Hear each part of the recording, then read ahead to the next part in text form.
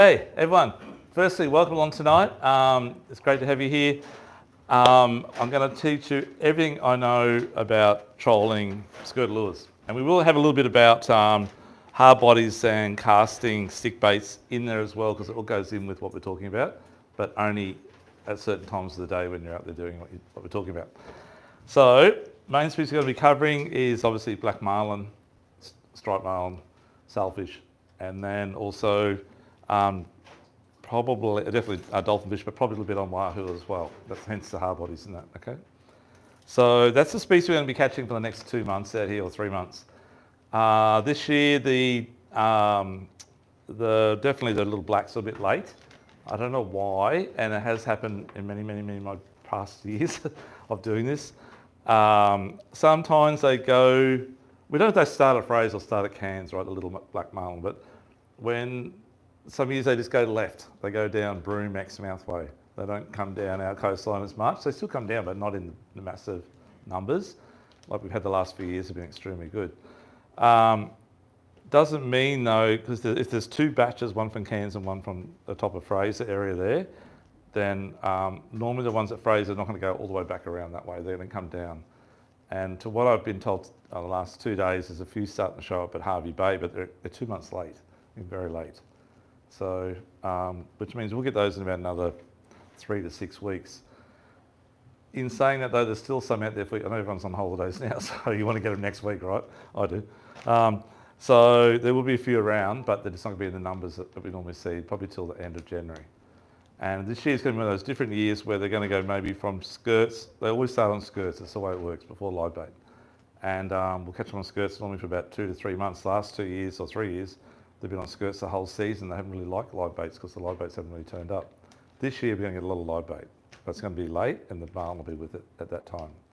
So you've probably got about until, I reckon, end of January, maybe first week in February, that you'll be catching them on skirts, and then they'll switch to baits, to live bait. Okay. By that time, you probably lost all your skirts to wahoo anyhow. So if there's not many marlin, there's going to be a lot of wahoo and a lot of mackerel around, because the marlin are not chewing into the bait like they normally would be, so they'll be more prolific, hopefully. Okay, so let's get underway. So who's caught a black marlin this year or last season? Okay. Last week, did you, mate? Last season, yeah, okay. Anyone caught one this month? No, not yet. Okay, good. You can see one sleeping just east of Fido. Oh, did you? Right. Yep, okay. Just sleeping inside the current line. And do you throw a lure at it? Oh, put a lure past him, draw it past him? I knew it was a black marlin. I thought it was a lump of timber. Yeah, exactly right. So, good call. So, the gentleman said he saw one just sit on the surface. So, when it's a glass out, and particularly when it is a glass out, you just see like sticks sticking out of the water. Looks like a branch. Like it's actually their dorsal fin and their tail fin. And sometimes they'll stick their beak out, but not generally. And as you're driving past, you think, oh, there's a stick. First thing I would think is, I'm going to go over there and check it out because it could be dolphinfish underneath that tree, you know. But then it'll start to move and then you realise it's a marlin. At that point, you should obviously put your skirts out and do a couple of laps around. If it's hungry, it'll eat it. Sailfish tend to be a little bit hard to get them to get motivated, and they can be in big schools, like 10 of them in the school. But they're always in like la la land. Whatever they eat, sometimes they just don't want to know about food. Other times they're aggressive, so especially if live baits. Anyhow, so it's all going to happen in the next 2 months. Next 2 weeks, so how many guys are here on holidays over the next 2 weeks? Probably most of you, I would think. So it's going to be pretty crowded out there. I'll talk about where you go right now. I would definitely be concentrating on the same reef as the fads, and definitely 36 fathoms, or not, if not 50 fathoms. The marlin, they've been at the 50 fathoms the last couple of weeks, and quite a few of our customers have been catching them, the guys that sort of do it every year. They're big marlin, they're like 60 to 80 kilos. I haven't heard of any little ones yet. So they're solid fish. So you want to be trolling at least 15 kilo, okay, or 24. Striped marlin, they generally show up later in the season, but they're out wider now. So if you're going to go beyond 100 metres deep and have a troll around for yellowfin or whatever might be out there, wahoo, big dollies, they'll be probably striped marlin. They're probably in that 100 to 120 kilo category. They're fairly decent size. Someone did get a black the other day. He did send me the picture. It's on my phone. It looked about 100 to 120 kilos, a solid fish. It was 10 foot, I think 10 foot 8 long. So that's quite a solid fish. And that was just at the 50,000 fads, trolling around for dollies. And they got it. It took them about 3 hours. I nearly wanted to kill it, like cut it off. Has anyone had a fish on for 3 hours yet? Not many have caught marlin yet, but when you do, you know what this feeling's like. So after about 2 hours, you want to hope that fish, you just want the fish to break your line, okay? It comes from excitement to pain. But it's a great thing if you get one in. It's a monumental effort. The gear to do it. Okay, I'm going to run through the gear to do it. So base start. This is the base start where I'd start at. So will it catch a marlin? Look, it probably will catch the first little black. If we've got a big black marlin on, it may blow up. I'm being honest with you. It's just like a $99 Charles Walker combo. Okay. But definitely got line capacity, holds 500 metres of 30-pound mono. I wouldn't use braid on a cheap outfit because it's just too harsh on the reel, okay? It's too aggressive. There's no stretch in the line and there's definitely stretch in these gears. So I'd probably be sick of mono on that because something's got a bit of give in it and it's a line. But it'll definitely do the job all right for definitely dolphin fish, no problems at all. No dolphin fish will kill it, but a big marlin may. Next run up from there, you jump up to like your TLD combos, which are our biggest seller by far. I don't think I've ever had one come back broken from a marlin, ever. People put them in the rod holders and they do get a little bit bad in the bearings in here, but it's only from splashing and the wind getting the spray into the reel. But all reels do that, even Stellars do it. So keep your reels when you're traveling never in the combing. I've just side gunnels, okay? Because I know sometimes that's the only place you can put the rod, but you're better off having them on the floor and getting scratched than having them in the side pocket getting splashed. Does that make sense? So remember that. You can get there is one way of getting around it, and that's you put there's one here somewhere, a reel cover on the reels. Just a reel cover that goes over the reel, and the objective is the spray is fine, okay? It's the wind that's the problem. The wind, even though there's no screws in the screws, I don't know how, but that water gets driven into the body. And when we've had guys that have been travelling from A to B with these in the side pockets, and they bring the reel back and it's real stiff to wind, we open it up and it's just like salt encrusted internally, but it hasn't been underwater. It's just been from the spray. So put yourself one of these covers on, like 15, 20 bucks over there, and that will eliminate any of that water getting driven in by the wind because the wet suit material will stop it from getting in there. Okay, good investment. If that's the only way you can put your carrier rods, that's the only way you're going to do it. Something like that. We've got a special on these tonight, which I'll tell you about later. I can't tell you now because it's on live. It's a deal. It's a good deal. Then from there, you jump up to this combo, which is a TLD 25. So you're going up one size bigger in the reel. And they both come with wind-on leaders as well. They're all ready to go. Snap swivel. And this is on a backbone rod. So the backbone rod's the next quality up in the rods. So the rod's not going to break at all under what you're doing. And rods, there's always going to be a weak link, whether it be your leader, your crimping, if you do your own crimping, or your line, maybe your drag's too tight, so something's got to break.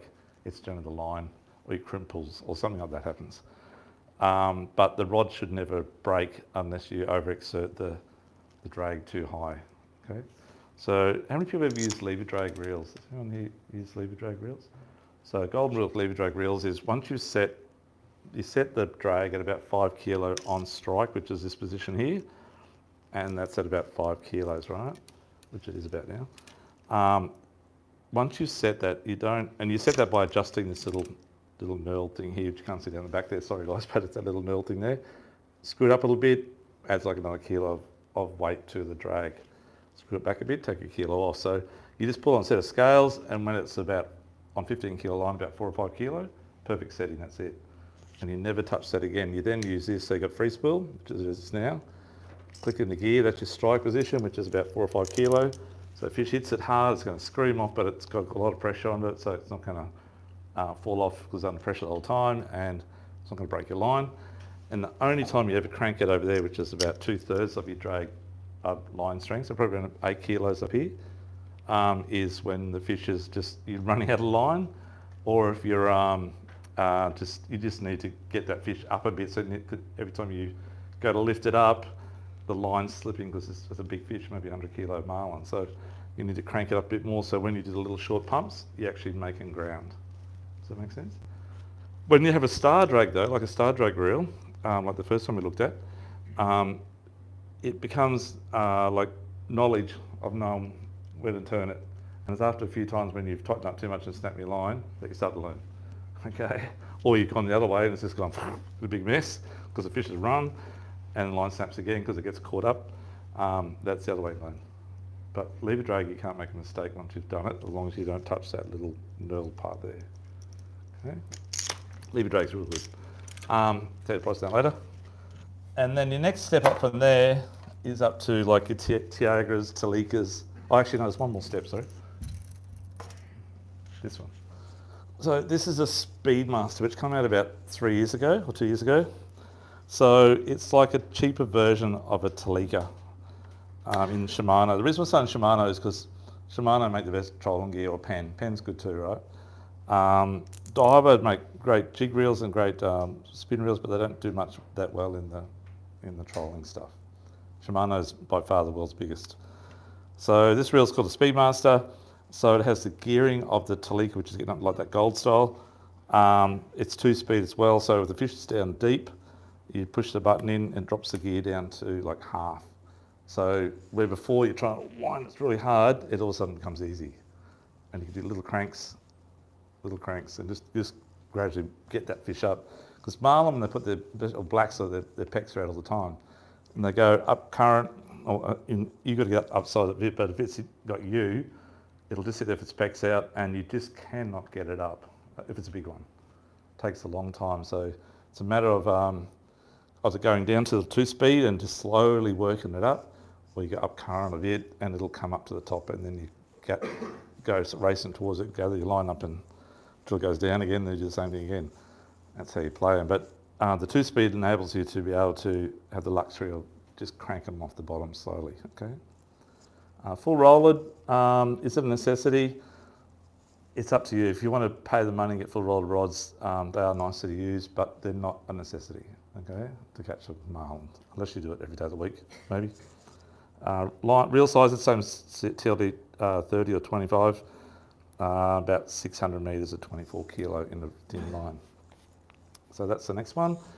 And then the Taj Mahal, which is the Talikas. I haven't got a Talika here, but Talikas or Tiagra. The Tiagras are strictly a trolling reel. They're not really a bottom fishing / live. Oh, you can live bait with them, but you can't really bottom fish with them. Talikas, you can do everything. You can jig, troll, live bait, bottom fish, do the whole works. So that's the difference between a Talika and a Tiagra. Tiagras are strictly just a trolling reel or live bait.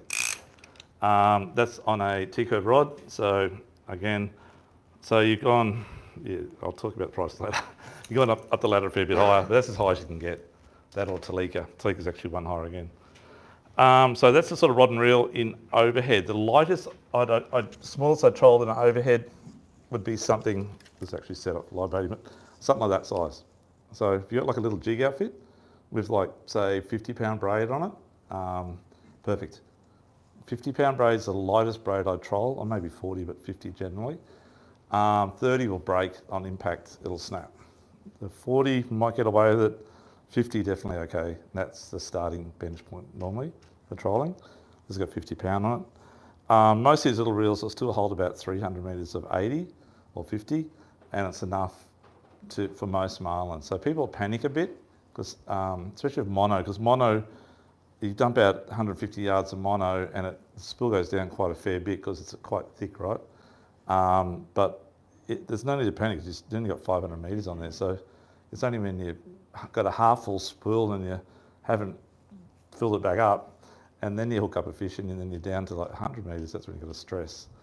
The other thing too is all reels, whether it be an overhead or a spin, when it's getting down to like the last third, your drag's enhanced by double. So please remember that. So if you get people are running out of line and they stress and they push the lever up or they crank it up a bit more on the star drag, and it always breaks because the drag's already gone from 5 kilo to 8 kilo before even without touching the lever. because of the inertia of a smaller spool, and it just doesn't work. So when you touch that drag just a little bit, it's just going to snap your line. It's going to be like 15 kilos and break your line. So please be careful and remember that, especially spin reels too. Spin reels are real bad for it. So you've got to actually back the drag off a little bit, and then as the line gets filled back up again, then go back up to the strike again. So remember that, that's a good tip for you, okay? That's the smallest. And then we've got spin rods. So in spin rods, probably the lightest I would troll with from marlin and dolphinfish is something in that sort of category, which is like about an 8,000 size reel, 50-pound braid again, and quite a substantially tough little, so actually a venom, but a tough little rod to suit what you're doing. Length's okay, long rod's okay, that's fine. Okay, and then in the big spectrum of things, probably the biggest I'd troll in a spin rod would be something like this fella here, which is actually like a heavy jig outfit.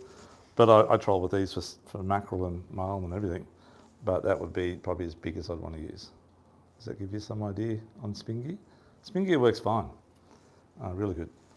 Especially live bait, you can peg it out at the fish. Oops, okay. So any questions on the rods and reels at all? Everyone's good? Cool, okay. Next is the gear that goes on there. So first I said 4 line, mono, 15 to 24 kilo. Some brands of mono is very thin, so you can get now a line that's 15 kilo, that's 10 kilo diameter. So reel used to hold 600 metres of 10 kilo, now holds 600 metres of 15. Or reel that holds 600 metres of 15 kilo, now holds 600 metres of 24, the same thickness. So you can go a stronger line, and enables you to, in mono we're talking about, enables you to go out that bit further and try for a blue marlin or something with 24 kilo instead of 15. And you got the same capacity on that little TLD 25. Will a little TLD 25 handle a blue marlin? I've personally never fished for a blue marlin with a TLD yet. I've done it with other reels, of course, but not a TLD. We've got customers that catch them on them though. I don't know.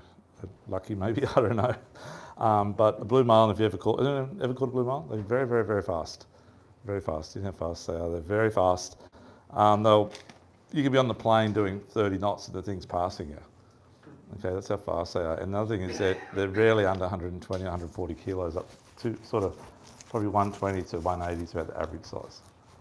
So it's going to dump out. It'll strip out 400 or 500 metres of line without even thinking about it. Hard work, but good fun. Okay, so that's the line. So we've got the rods, the reels, the line. Other thing, gimbal belts. You've got to have some sort of protection, ladies and gentlemen. Something.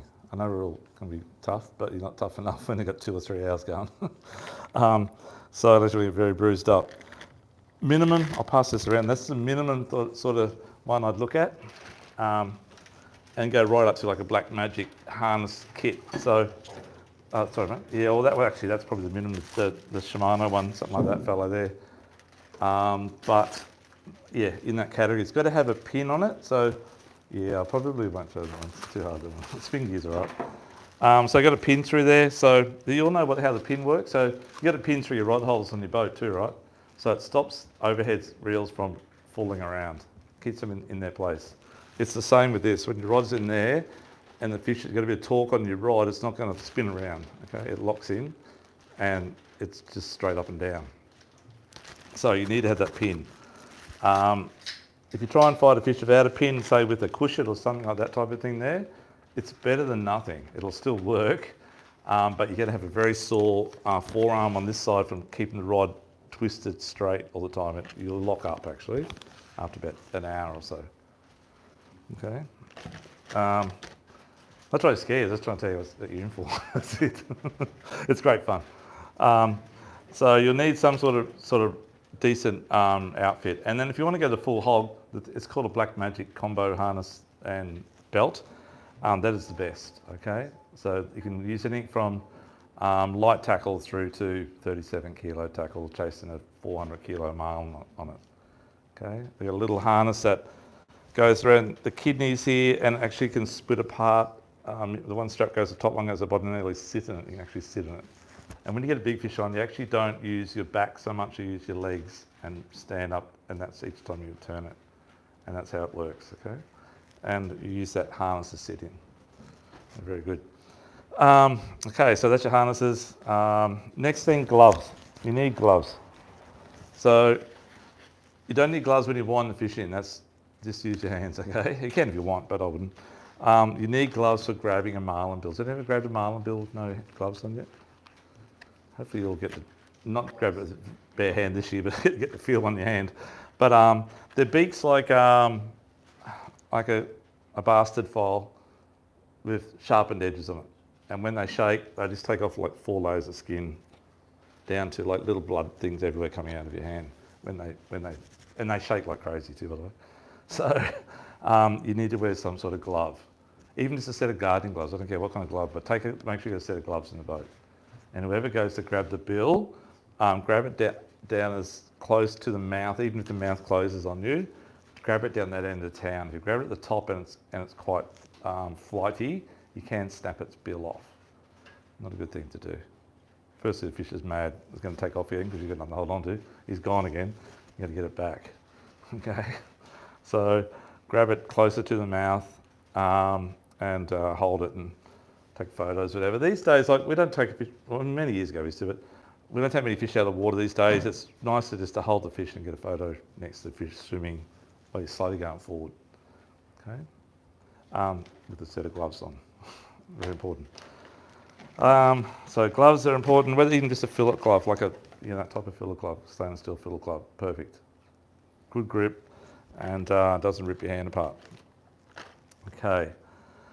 From there, you need I'm just going to go through the tools. As Stewie comes back up, we're going to talk about how to do it, okay?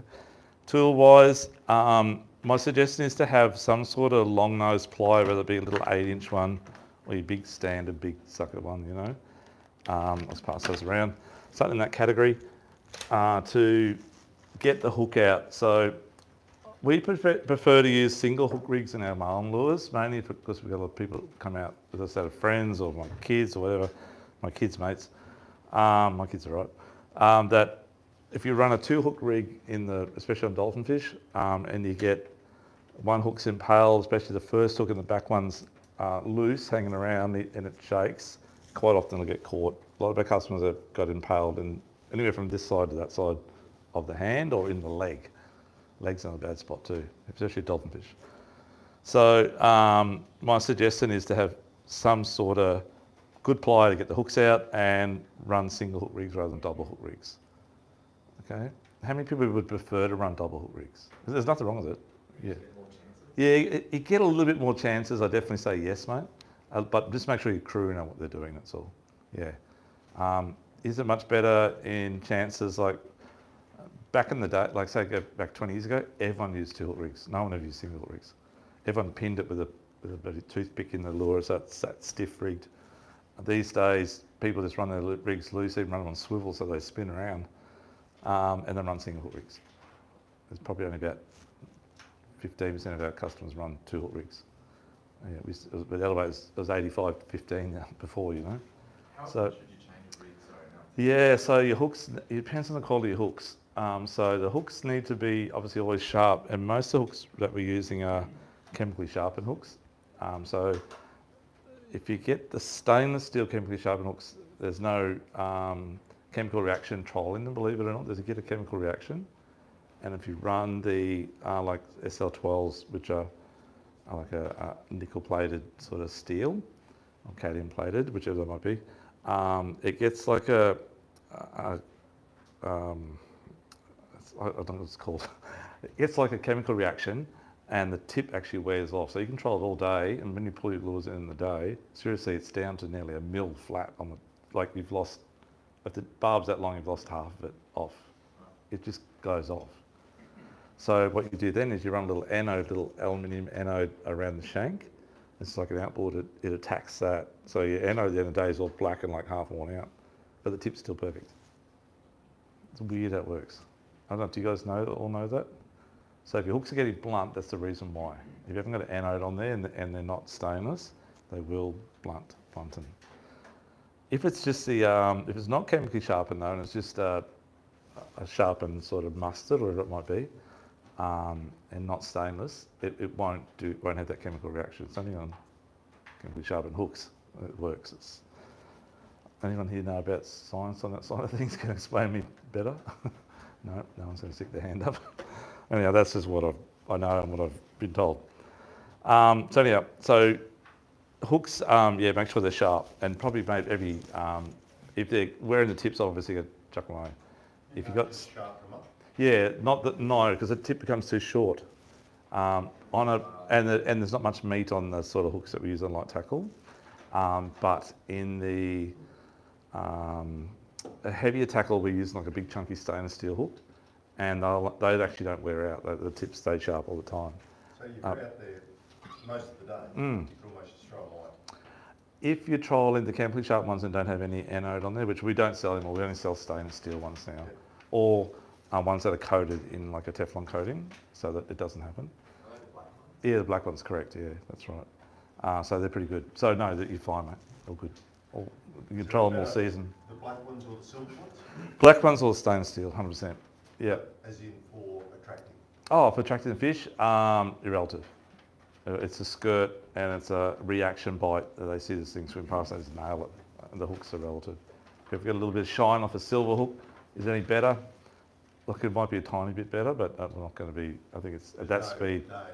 No, it's no, like go-to, that's what you have to do. No, not at all. No. Good question though. Okay, so I'll come back to hook rigs when we do the lures. So we've got pliers. The next thing, just safety gear on your boat.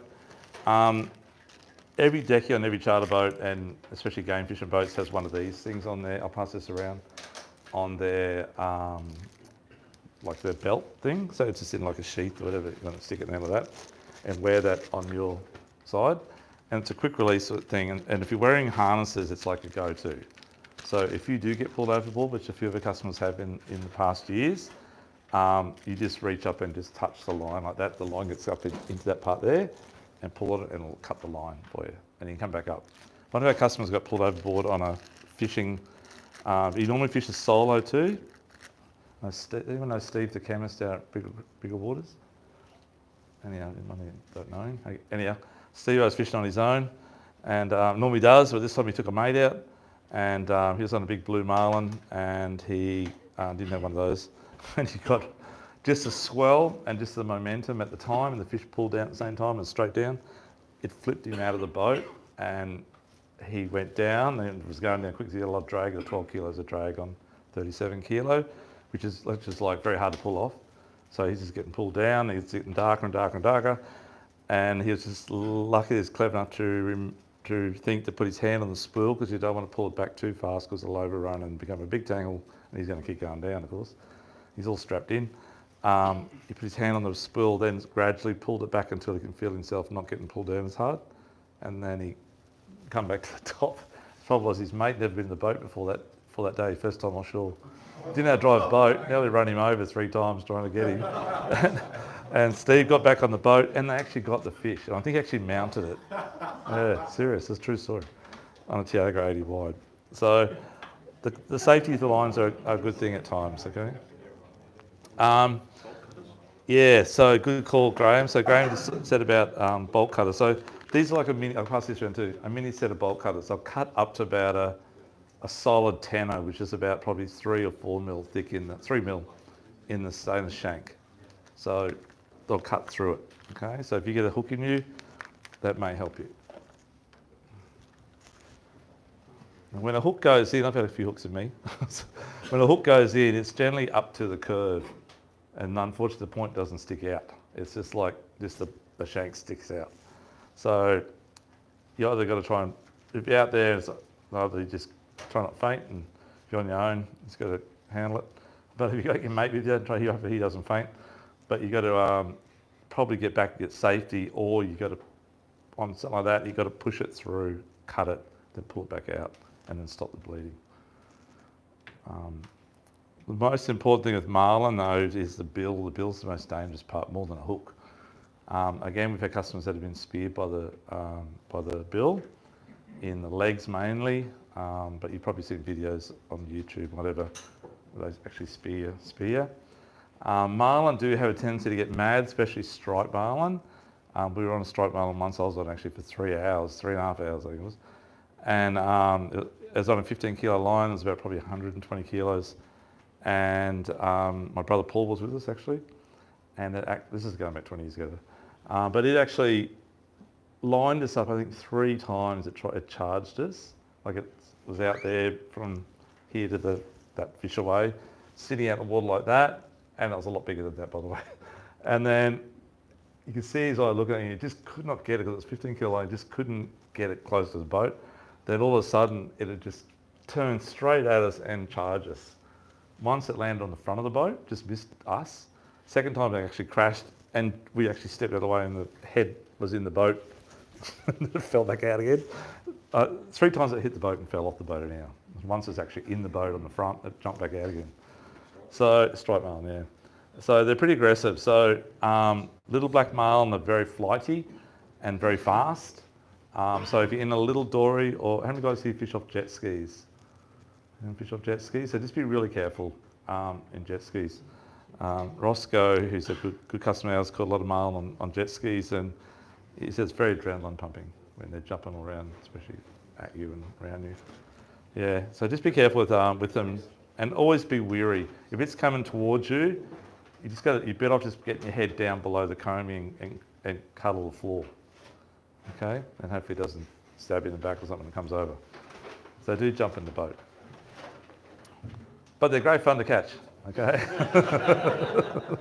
Sorry. I just want to tell you the bad parts, because safety is at paramount. It really is on this sort of fishing. It's actually, you're not catching whiting or little snapper. You're catching a big animal. That's a marlin, right? Dolphin fish, they're crazy too, but not as bad as marlin. Okay, so any questions on the safety side of things, the tools and stuff? Everyone's good? Okay, if you do want to nail a marlin, hey look, they're just like any other fish. They breed by the tens of thousands and a lot of babies, and they're out there schooled up just like whiting are, you know. And they're good eating, but I only keep one if it's damaged, particularly on live baiting or something like that, and it's damaged and bleeding, then I will keep it, because they're good eating. They're just like eating a wahoo or something. But I purposely wouldn't go out and just gaff one and rip it in the boat, unless you want to try your first marlin. I probably did that the first time, I guess, many years ago. I can't remember. If that's the case, you need one of these. But anyhow, dongers are good, especially for dolphin fish, because they're crazy. Okay, so donger of some type, and you really got to have a bag or something in the boat to put the fish into. Don't waste it. So you'll need to put it in the big zipper bag type things. We've got them downstairs there. Put it in the bag. Trouble with the marlin is you've got this big long bill sticking out. Some people cut the bill off and keep it as an heirloom, something keep it at home. There's a lot of oil drains out. It takes months for the oil to come out of the bill. But they're nice to have a bill. Only do that. I'd suggest only doing that if the fish is stuffed pretty well. But they're really good at eating, really nice smoked, especially striped marlin. Okay. Yep. Okay. Just being honest with you. Okay. Okay. Tools of the trade. We're now at the end before we get to the lures. So teasers is the next thing I want to talk about. Has anyone used a teaser here before? A few of you have. Okay. There are many, many different types of teasers on the market. I have 2 or 3 favourite teasers that I like to use, but I would only ever use 2 at once. And out of the tin, I only use 1. And a little boat, I only use 1. So talking boats under 5 metres, I'd only use 1 teaser. If your boat's 7 metres or 6.5 and bigger, I'd use 2 teasers, as long as you've got 3 people on the boat though, because they've got to come in first. If you've got a fish on or you get a double hookup, you've got to get rid of those teasers out of the water. Okay, so teasers at the bottom end, I'll be honest with you, even just like those little things there on the end of a hand reel will work. Okay, they're just like a daisy chain of skirts. I'll pass it around. They're cheap. I think around about $39 or something, and they're probably spaced about 1 metre apart, and it's about 4 metres long with like 5 or 6 little skirts, and they just sort of swing around in the water. And you place that about 6 metres or 7 metres behind the boat and drop your first lure just behind it. And that will attract fish. The next thing you can do on the cheaper version of things is to use one of these things here, which, let's quickly open this up and I'll show you. So this is the strip, they call it a strip teaser.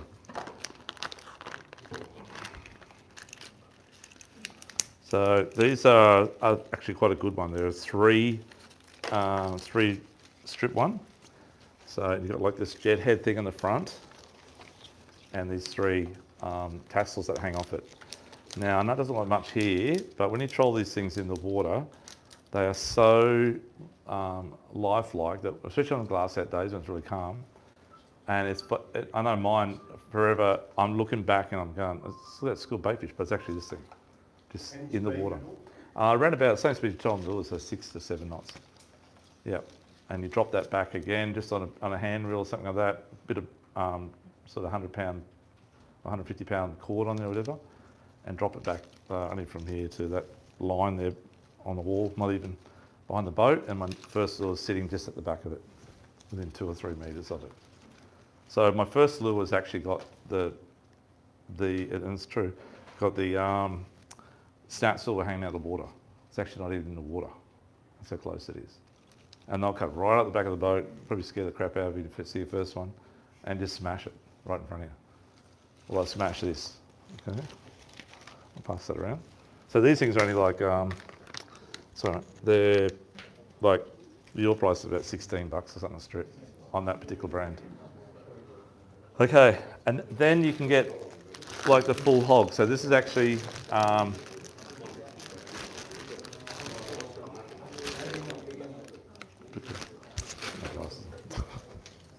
so this is a dredge, guys. So a dredge is not like the ones out in the water.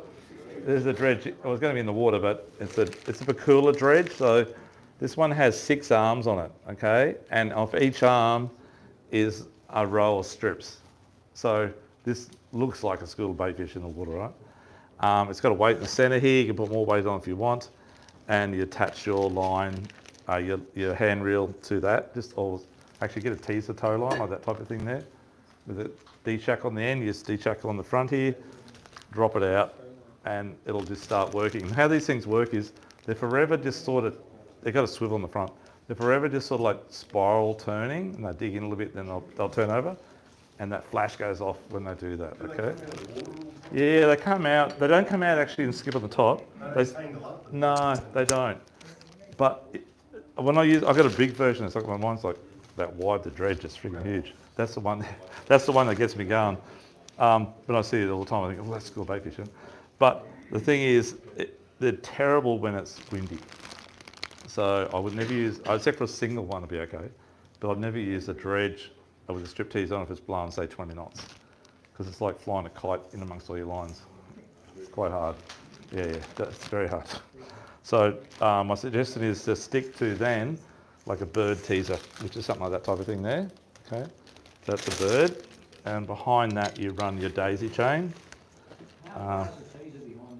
Very close. The maximum I'd ever put it out would be 8 or 10 metres, and probably 6 to 8 would be a good spot.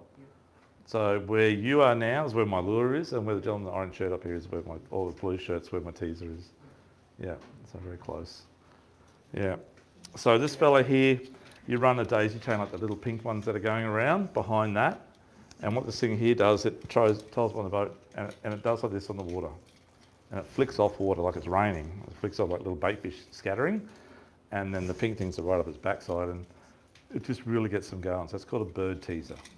Okay? And you can run the strip off the back, that other holographic thing going around. You can run that behind that as well. It'll still do that on the surface. It doesn't jump over the joint. It actually will just do that, and swims, does its thing. Then you get bigger versions of it, like that type of thing there, which you then put bigger skirts behind. Just beef it up a bit, right? Bigger version. That's actually a dredge with those on it. So it's got all these skirts hanging off the back of it, different lengths, and yeah, they're reasonably priced too. Around $100, or just over $100. The Pacula one's probably the dearest one. And then you can make up your own. You can buy like flying fish. They have a hole at the front. The line comes out the back here. You put beads on, you crimp it, and then you put another one about that far apart.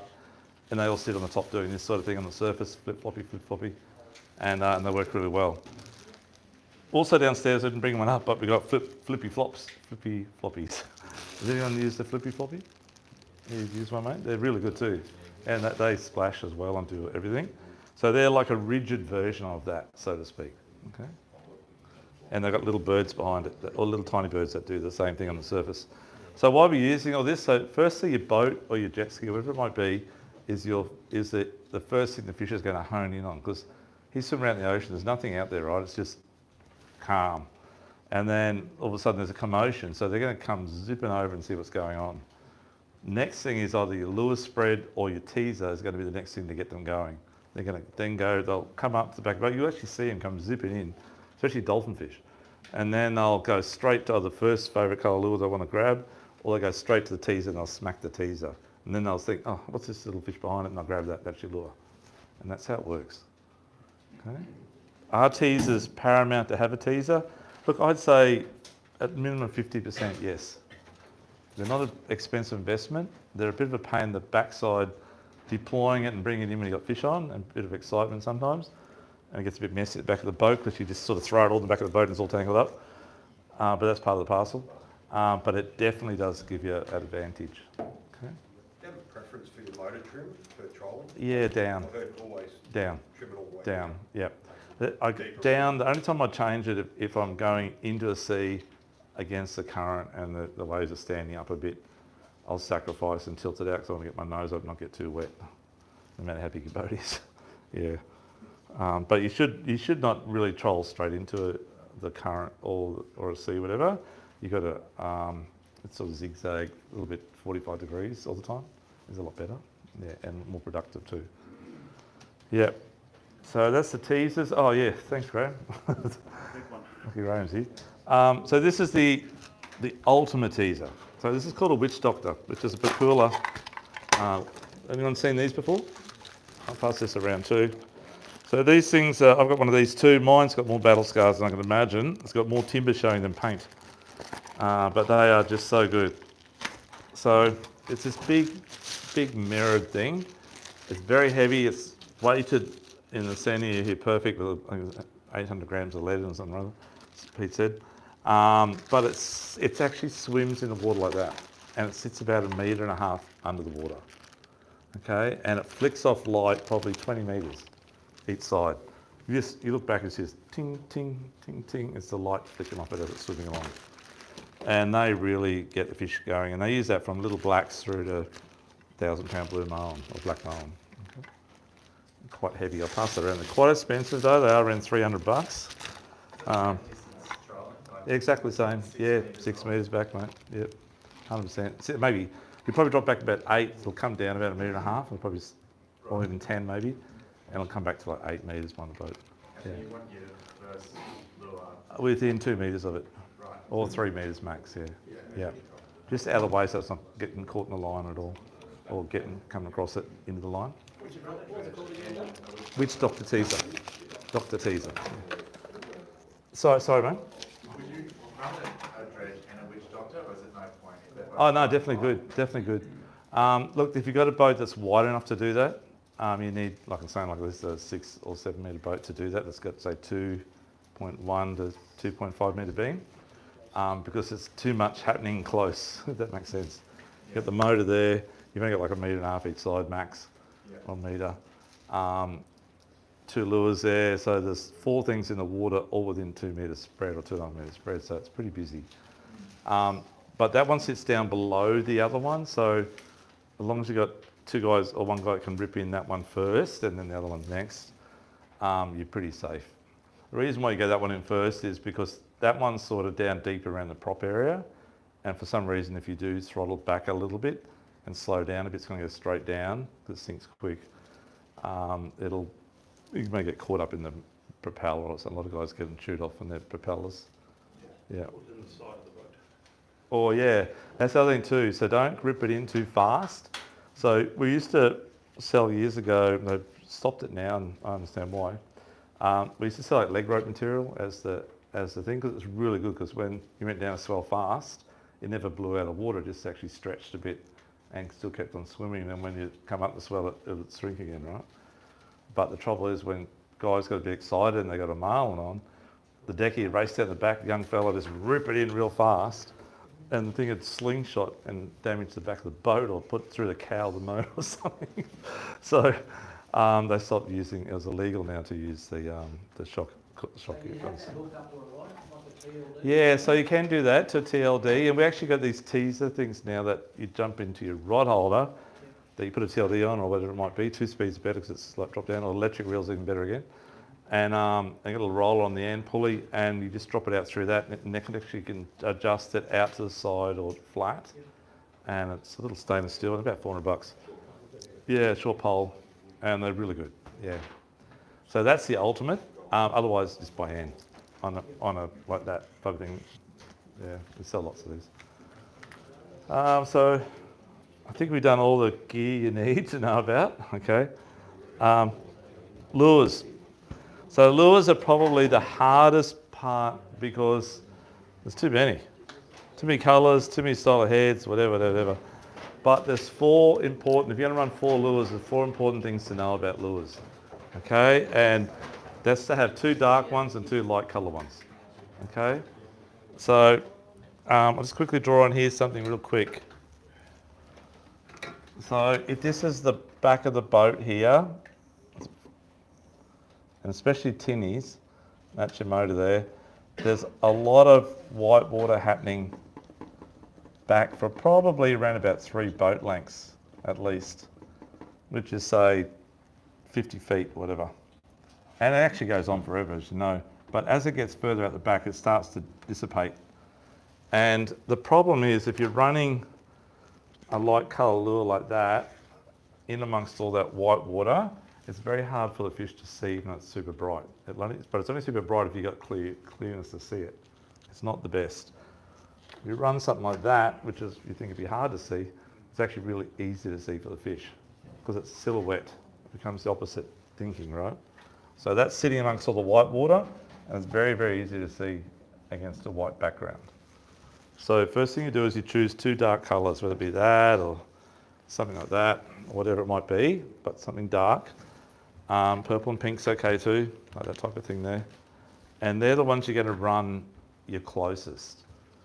Okay, so one's sitting about, I'll show the positions a bit later, but one's sitting about maybe just behind the teaser at about 8 metres back or 10 metres back.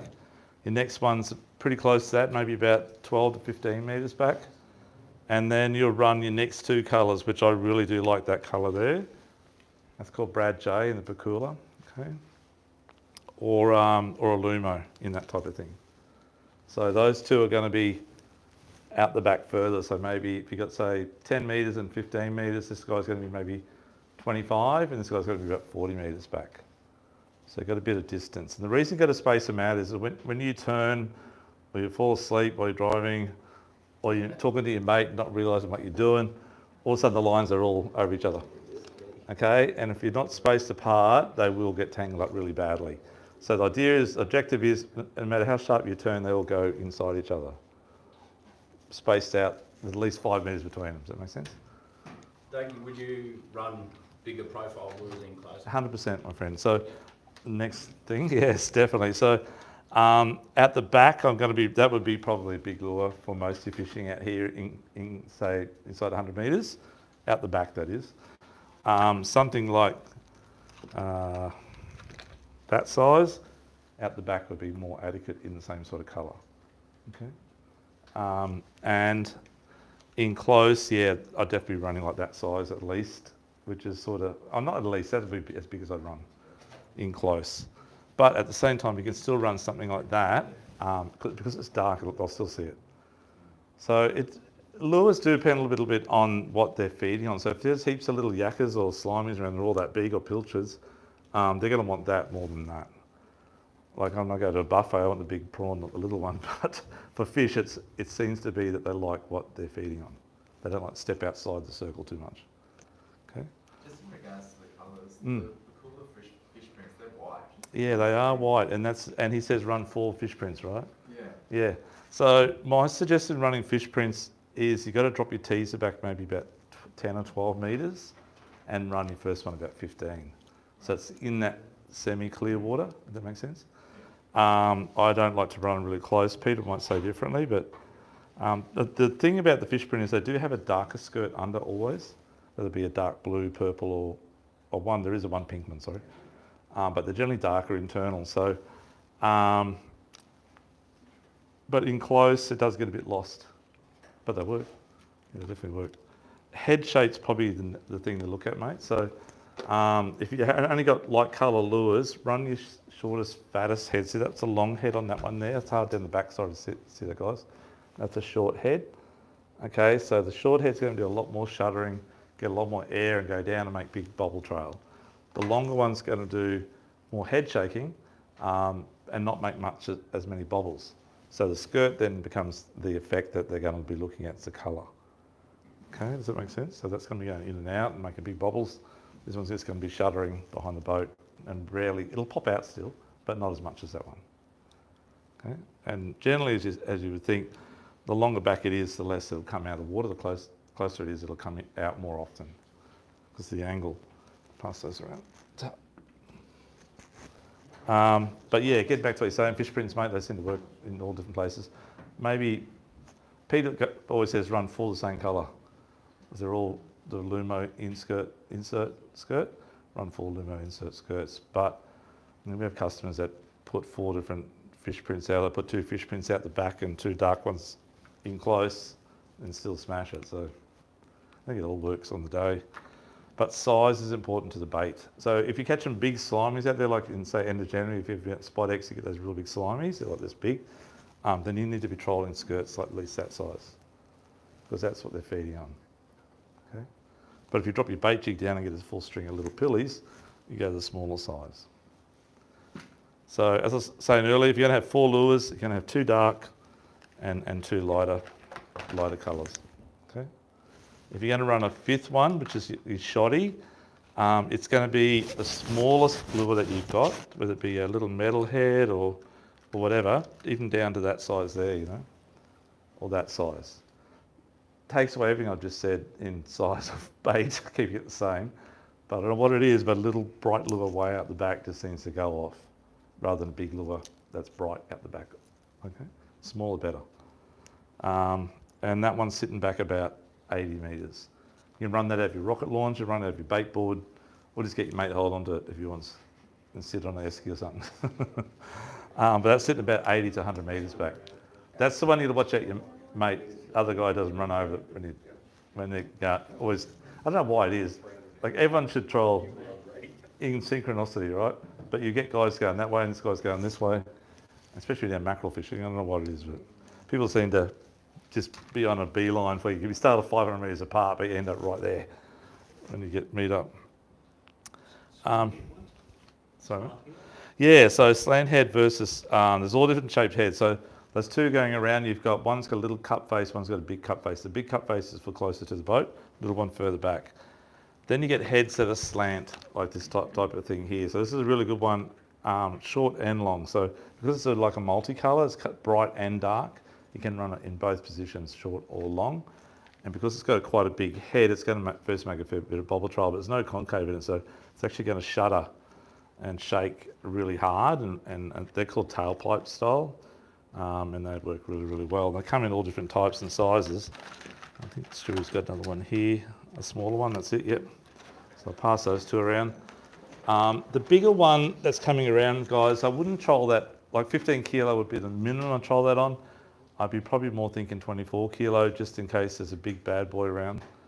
And if you hook up a 100 kilo on 10 or 15 kilo on that big one, it might be a little bit harder to get in. And then you've got ones that have got, these are vented. So this is Pete's 3D type skirt. So that'd be great out on the what we call a rigger or whatever. And it's going to make a huge bobble trail sitting out there in the nice clean water, good colour. So the ones that have got jet heads that make the most bobbles. So the ones that are going in and out and quite big in the cup are going to make as much commotion as you can get without going to jet head. Then you go jet head, next level. It becomes double the size again, the commotion. And it's all about the commotion, okay? I think commotion is probably more important than colour, guys. So. What's the best way to keep your lures after you've been out all day? So get yourself, wash them down when you get home, hang them up, wash them down. Detergent or just fresh water? Yeah, look, just fresh water. Hooks, if they're not stainless steel, You really need to probably wipe the hooks maybe. But if you just got a lure bag, at least you can actually leave them in the lure bag and just wash it, and it drains out, you know. And a lure bag, so hang the whole thing up. Seal plastic bags? No, because they'll rust. I've done that years ago. Not the golden rule, but the thing was put talcum powder on it, put it in the seal bag. They rust. They rust, and the bag gets all rusty as well and spreads like cancer. So my suggestion would be to hose it down, dry them out, then put them back in the bag. So you can take them out of the bag. So I just keep all mine in a bucket, what I use for the day. Then I'll take it back. I'll put a bit of detergent too, by the way, mate, and just let them soak in a little bit. And it keeps the skirts a bit more softer. They don't get sticky, correct. If you just wash them down, they still got salt on, they get sticky. Yeah, and sometimes delaminates them as well. So detergent definitely does it. And if you're a bit stressed out with your skirts, say from the year before, look a bit tatty, hit them with the spray on silicone. It brings them up really nice. And then just wipe them with the rag at the top just to get it off. It's not going to affect your fishing eels. The fish don't care about it, or they haven't on our lures. So spray them with silicone. But a lure bag's the best way to keep them. Yeah. Okay, so then you can get, these are bill market lures made down in Sydney. These guys have a wing on them, okay? So the wing through the water, it's like a lateral line, I guess. It's a bit like a teaser on a lure, if that makes sense. Again, got cuff face, shutter. They come in all different sizes and shapes. And then you can get high-speed lures, but high-speed lures, like you still catch marlin on them, but they're more designed for wahoo and tuna, and they're generally a jet head, and they're generally a pointy nose. So they just pull through the water like a bullet, but the jet head makes it a massive big bobble. So that lure's only probably, I don't know, 30 mil across maybe, or 25 mil, but in the water probably looks around about 200 because the jet effect of it. So it looks quite a big thing. Profile, that's the correct word. Thank you. When you say high speed, how fast? About minimum of 8 knots to 12 knots. Yeah, so fairly fast. But when you do that, when you get high speed, you control on 15 kilo just, but you really need 24 kilo. Because if you get a lure that size on doing 12 knots, it's going to pull off probably about 6 kilos of drag. So your drag needs to be pushed up fairly high to hold it. And then you've got the thing of it's sitting back around about 120 metres probably. So when I'm trolling high speed for wahoo, my closest lure is about 60 metres. 60, 80, 100, 120 if I do 4 lures. So quite a fair way back.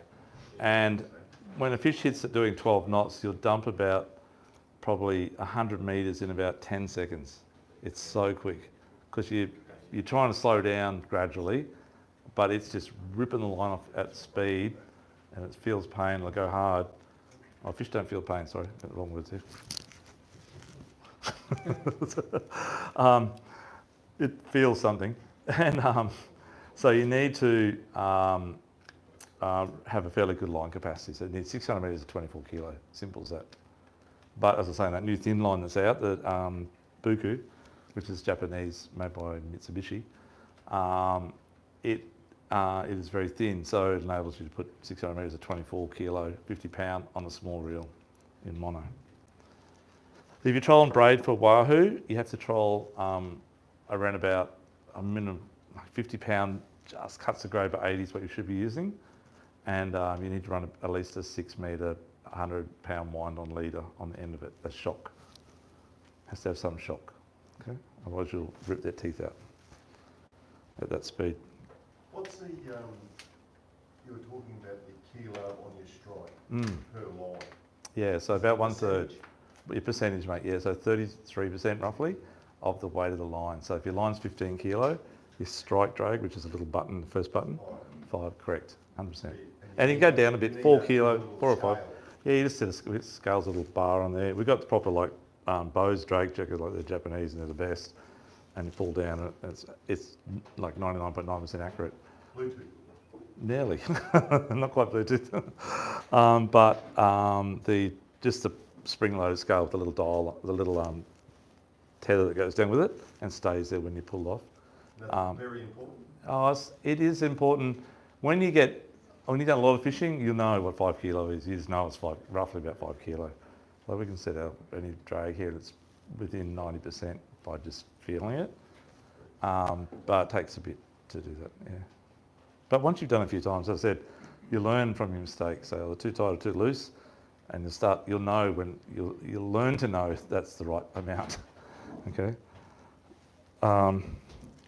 So probably I'm going to pass down the 6 most popular colours we sell on all our brands of lures, and half of them probably already gone around now as it is.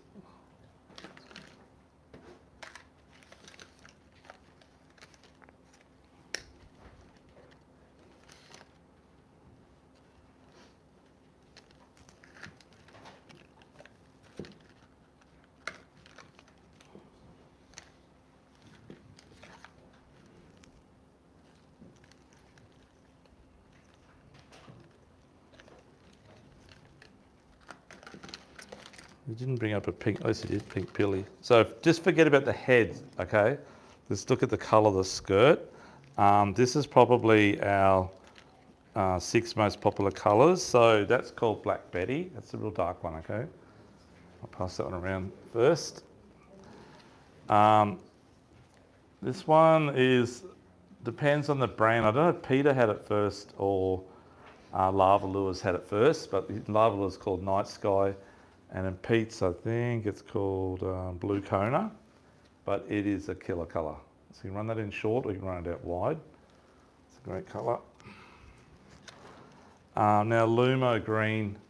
Now Pete was the first guy apparently to register the name Lumo in anything, so he tells me. It was the Lumo skirt. That I'll actually pass his here. Anyhow, they're all very similar Lumo skirts. They're all that sort of characteristic. But a very good colour. This colour here is called Evil. I can't say the evil laugh with it, but it's a really good colour. And it's one of my favourite colours for many different species, especially tuna and dolphinfish are very good too. And that one you can run short or wide as well. This is called Blue Pilly, this colour. It's a great colour to out the back, not in close, okay? So, not the head, we're looking at the lure, we're looking at the colour. That's called Blue Pilly. Pete does it, Sam does it on Fat Boy lures, and they also do it under the other brand as well. Thank you. And last but not least is the Brad J colour, which is the one I said earlier. And it came out of probably about 5 or 6 years ago and took the world by storm and still is. It still counts for probably half the fish caught in the last few years. It's a very, very good colour. Again, it's run out the middle to the back with the last three lures, which is your shoddy or your 2. So any questions on the lures at all, folks? Okay, I'm going to show you how to position them behind the boat. So just remember those colours going around, and I'll put them into perspective behind the boat where they sit, okay? So this is the boat. I'm sorry for the people over the side here. So most of you have at least 4 rod holders on your boat. Who doesn't have 4 rod holders on their boat? Actually, I don't on my bass boat. Don't be shy to put your hand up. On the jet ski, how many you got, mate? On the jet. I'm fishing out of the boat, but I do both. Oh, you do both. Okay, you probably got 2 or 4 on the jet ski anyhow. Yeah, there's 1, 2, I've got 4. On the rocket launcher as well. On the back, I've got yeah. 4 straight off the back of the ski. Yep, cool. And then 2 out the side, 1 Okay. either side of the ski. Okay. So jet skis is only the one thing I probably wouldn't run a teaser on because it is just too narrow. But it's more that the jet ski itself is enough as a teaser, if that makes sense. Okay. So the first rod, your first rod holds at the back of the boat, so that's your motors here. You're generally going to have 2 straight ones somewhere in this vicinity that the rods sit straight out the back, just like that. They don't go like that, okay, just like that. So if you've got a side console, your console's up here, sort of thing, or you've got a center console, whatever, I always like to have my closest one on the starboard side of the boat because I always have a tendency to look over my right shoulder more than my left, and I want to know what the teaser's doing and where my line is in, if there's any action in that area, because the two things that are going to go off the most is the one closest to the teaser and one of your two ones that are out at the back of it. This seems to be the way it is. So the teaser's sitting just here. A little bollard over on the back here, or it might be a cleat or something like that. But just run, that's your line for your teaser, and this is your teaser sitting here, okay? Whatever type it may be, if a bird at the front here, whatever it might be. So my first line is going to be on my rod here. Oh, sorry, it's sitting straight, like so. And my line's going to come down here. My first lure is going to be there, which is the darkest one coming around now, okay? Which is the Black Betty one. And then my next rod, which is sitting straight at the back as well, is going to be sitting back about 10 metres behind that guy and sitting sort of around here. Okay, straight at the back. And then you should have a couple of rod holders somewhere on your deck, up around here somewhere, with a slight angle on them. Has anyone got those sort of rod holders on their boats? You probably have. Okay, so my next rod is sitting here. The next one's here. And that one there is going to be sitting, so that's, around 10 metres, 15. This one's about 25, so about another 10 metres back, sitting here, 15, 10, and that's about 7 metres behind the back for the teaser. 25, okay? And then the next one here is sitting back about 40. So I've spaced this a little bit further again as it gets out further. So they're not actually still sticking 5 metres apart, whatever. They're actually getting out like 10, then 15, a bit further back. Does that all make sense? So when I turn, no matter which way I turn, everything's going to go inside each other and hopefully it doesn't tangle up. When you're trolling deep divers for mackerel though, different story, because some need to be deeper than others and it's a different calculation again. And then if I've got a centre console and I've got the rocket launcher at the back here, I might put one out the back here and that'll go all the way down the middle here and it's going to sit back about 60 metres or 70 metres back. And that's the shotty, okay? And if you don't want to run it there, you can run it, if you've got a rocket launcher here, I mean a bait board, sorry, here with a couple of rod holes on it, you can run it out of one of those. The trouble with running it out of the up top here is that they're quite awkward to get out. So if you hook a fish up, they're quite awkward to get out. Okay, so that's up to you guys though. Does everyone have that sort of advantage on their boat, or most of you? So utilise it. If you've got 3 guys on the boat, definitely run 5. And that little one at the back there, that little pink one, whatever it is right out here, it's going to get nailed. Like nailed. A lot of striped tuna. But it's going to get nailed. If you were running solo, Yes. and you were just running, say, 3 lines, Yes. which 3 would you Okay, 1, 2, and 3. not Yeah. shotgun? You'd run the 20. Look, I do sometimes, but I try to keep it all. It's a really good question, actually. Sometimes I try and keep it all close together, so they come in on that.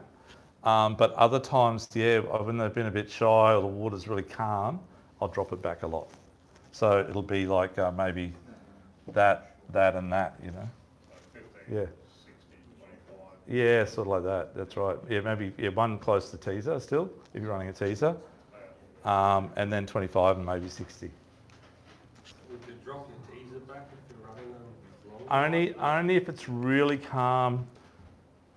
The trouble is if he's running solo, it's just a bit longer to pull it in, right? It takes a hell of a long That's the time to hubba. pull everything in. Until it's It does. And tiller steer, well, if you got tiller steer, that's a nightmare. And like I had that for years too, and I'm a little 4.5 metre Hornet. Don't you have a preference for the 25 and 40 with rod riggers on it? Yeah, so that's the next thing, outriggers and rod riggers. So if you have the luxury of rod riggers for a start, so if you don't know what they are, we've got them downstairs. They're a thing that looks like that, and it's got like a pipe on it like that, and a little safety clip here for your for your lug thing. And the rod sits in there like that, with the reel here, okay, and it sticks out the side. And they sit in this rod holder and they face out to the side like that. And then your rod then sits out like that. So that line now is here and here instead of there. Okay, so it's a lot neater and nicer, and they're in a lot cleaner water out there.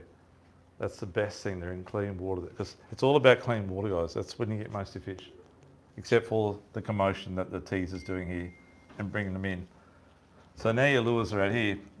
And then if you've got outriggers, so these rod riggers, they're about, I don't know, is a discount, 120 bucks or 130 bucks each, something like that. The stainless steel, they look quite nice.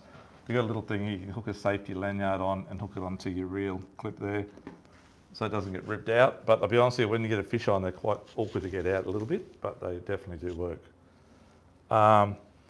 So the next thing, how many people have got outriggers on their boats here? Quite a few of you have, and do you all know how to use them properly?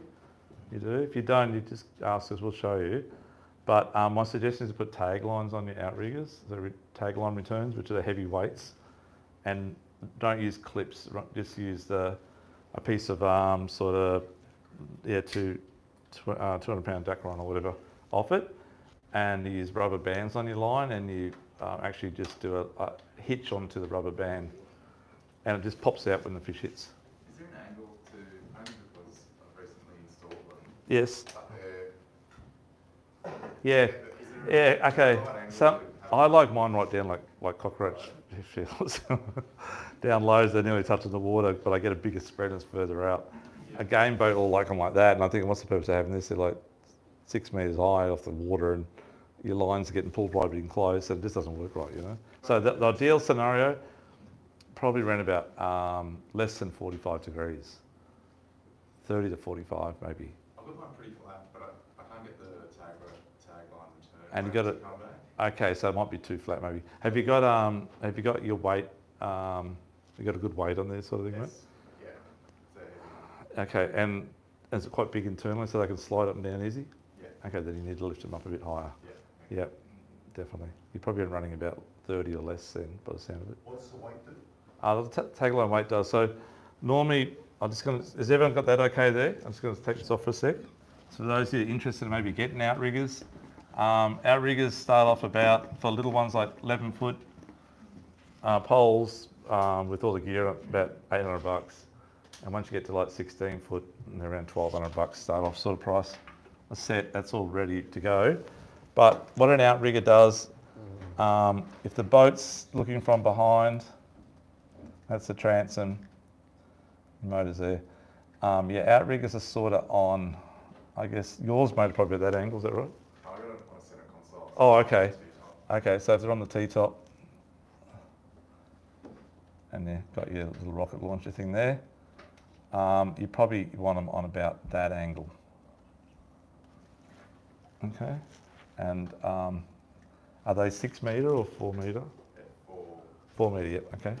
Yep, so what, you've got probably about 1.5 metres or 1.2 between the two poles? Yeah. So the gentleman's got 4 metres, 4 metres, 8 metres, so nearly 10 metres if you was to run it flat, but on that angle you're probably looking at about 7 metres here. So if your boat's 2 metres wide and you've got those rod riggers and your rod's 2 metres long, you're nearly at 6 metres, so it's similar, right? But the thing is, it's down low with everything else. The beauty of yours is yours are up nice and high, so those lines are sitting above everything else that's swimming around out here on the other rods. Does that make sense? So it's out of the way of everything. So with an outrigger, the angle's going to be like this sort of thing here, and on that sort of angle up in the air like that, and that's looking down on top of it. And what happens is your rod's sitting here, the line goes up here, goes through here, and it's originally it comes down back to here. There's a little pulley on here, and your line off your you put your line out, guys, to whatever depth out to here, say, and then what you do is you put a rubber band on your line here, grab it down. We're standing here. You put a rubber band around about 6 or 8 times, and then pull it through the loop, And then on here, on the tag line, there's actually two lines here. So one's fixed and the other one's just a loose one. And it has this cylindrical weight like that with a big hole through it, goes all the way through. And that just slides over those two lines there, right? And the on the bottom of this here, we've got a cork ball and we've got like a clip with a piece of line, with like braid hanging off the end of it. And this rubber band with this bit of braid that's hanging off the end of here, we actually just do like a half hitch through the rubber band, okay? And that holds it. And then we put the reel into free spool with the ratchet on and hold our hand on the spool. And then what happens is just the weight of the lure in the water pulls this weight up, and the line will actually come out and sit out like there. So instead, it'll sit out actually about here off the thing. So your rod's here, the line goes up to here and then out there. So it's now out sitting right out there, right out the back, right away from everything. And as soon as, and that's where so your rod's there, and that's where your band is, or you drop it back actually as much as you can. That's the same length as that, 4 meters. So it probably sits back more like that actually, sorry. When you're trolling, and then when the fish hits it, this has got a little bit of a drop back here, and that just goes dung that way. This comes obviously up here. The tag weight pulls this bit of loose line with the ball on it straight back down to here. It's just sitting down the bottom ready for next time you use it again, right? It's all automatic, and you're then playing the fish. But the objective of it is it's above all your other lines. Yeah, if that makes sense. Is Venetian blind cord better than mono or something like that? The mono is actually better as the main line because it's easy to pull through. It doesn't get any sag in it, whatever. But and also on your tag line, it's mono as well. We've got the black stuff downstairs. I used to use 400-pound mono, but at the end of the cork ball, that should be like 130-pound Dacron or 200-pound Dacron. I cut off a bit if you want some downstairs. Yeah, it's the go. Only like a little piece of it. So what Yep. are your orders? Is it worth running the flat line? Yeah, so that's another thing too. Flatline clips, because these guys have been reading or watching YouTube or something. You're more advanced than the last lot. Interesting ways to lose mullet. Yeah. So flatline clips or rubber bands on your handles, it's a way of keeping your lines when it's windy. So if you get there and it's blowing 20 knots, and when they're using light lures, they tend to get blown across a little bit, across the pack, because the wind just gets on your line going down an angle like that and blows it. So the beauty of flatline clips is it keeps it down nice and low to the water, so you run it off the back of the transom on a ski hook or a cleat or whatever you got on the back where you can just run a little bit of cord with a clip on it, more or less, okay? Little clip. And it's like we got them downstairs, like a set of car points, so it's a couple of different types. And same deal, you have your rod sitting at, I'll just get rid of all this stuff here for a sec.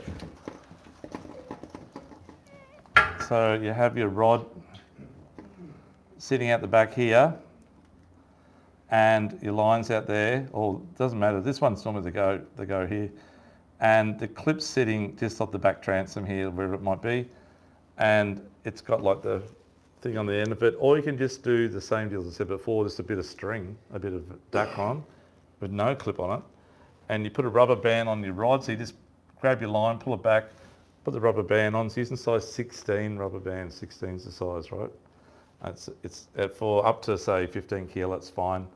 If you're using 24 or 37 kilo, you might go to size 32. That's the thickness of rubber band. It's got to break at that point, it doesn't break your line. And what you do is you put the rubber band on, and then you just pull it down. The line sort of goes from like this sort of thing, and pull it down, and then just put the half hitch on it. And it's down level with the back of the boat, so it's down really low. So it doesn't get any wind and blow it across. It sits nice and straight at the back of the boat in windy conditions.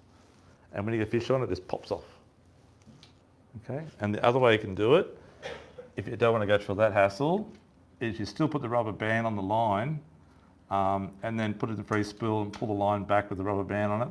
And you put the rubber band on the reel, looking this way, and that's the handle there sort of thing. you put the rubber band just around the handle. Does that make sense? So slide it over.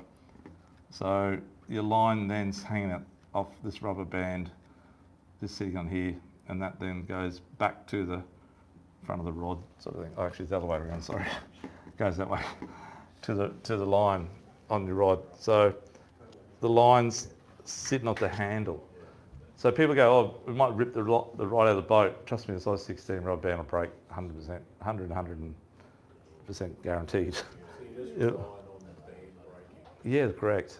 And the brand's got stretch in it. So little lures don't really make too much difference, but some of the bigger lures, especially trolling baits, you've got that, when you go down a swell, a bit of speed up, it sort of like stretches a bit and then it pops back a bit. But it keeps everything nice and neat. But I only use it, mate, when it's rough. Yeah, Yeah. like if you're on the short ones and it's a bit rough, or you Yeah. play, Or they're blown across. on an 8 or a 9, like on a short one, they start popping out a little bit. Correct, yeah. Get them down lower. Yeah, Come dig in with them. that's right, yep. But a great thing. So just remember all those little tricks, guys, for your trolling, okay? So we've got our lines all positioned out the back there. I'm just going to quickly draw those positions again real quick.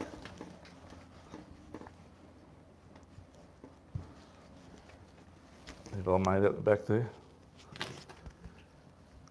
So this guy here is the furthest one out, 60 metres out. So no one's asked you drop the furthest one out first or the closest one out first.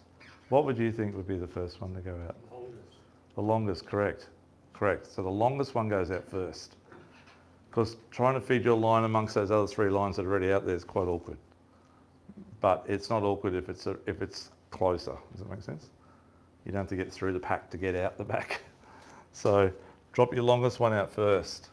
Sometimes you only want to, if you're lucky and you come across a school of dollies or marlin, you only get 2 lines out and one's already taken off. That's a good thing. Teaser's not even in the water yet. Teaser's the last thing to go in. Okay? So, yeah, so there, that's there, that's there, that's there. Oh, sorry, it's a bit closer to that one. I'll shorten them up a little bit. This guy here's about here. So, and we've got our teaser sitting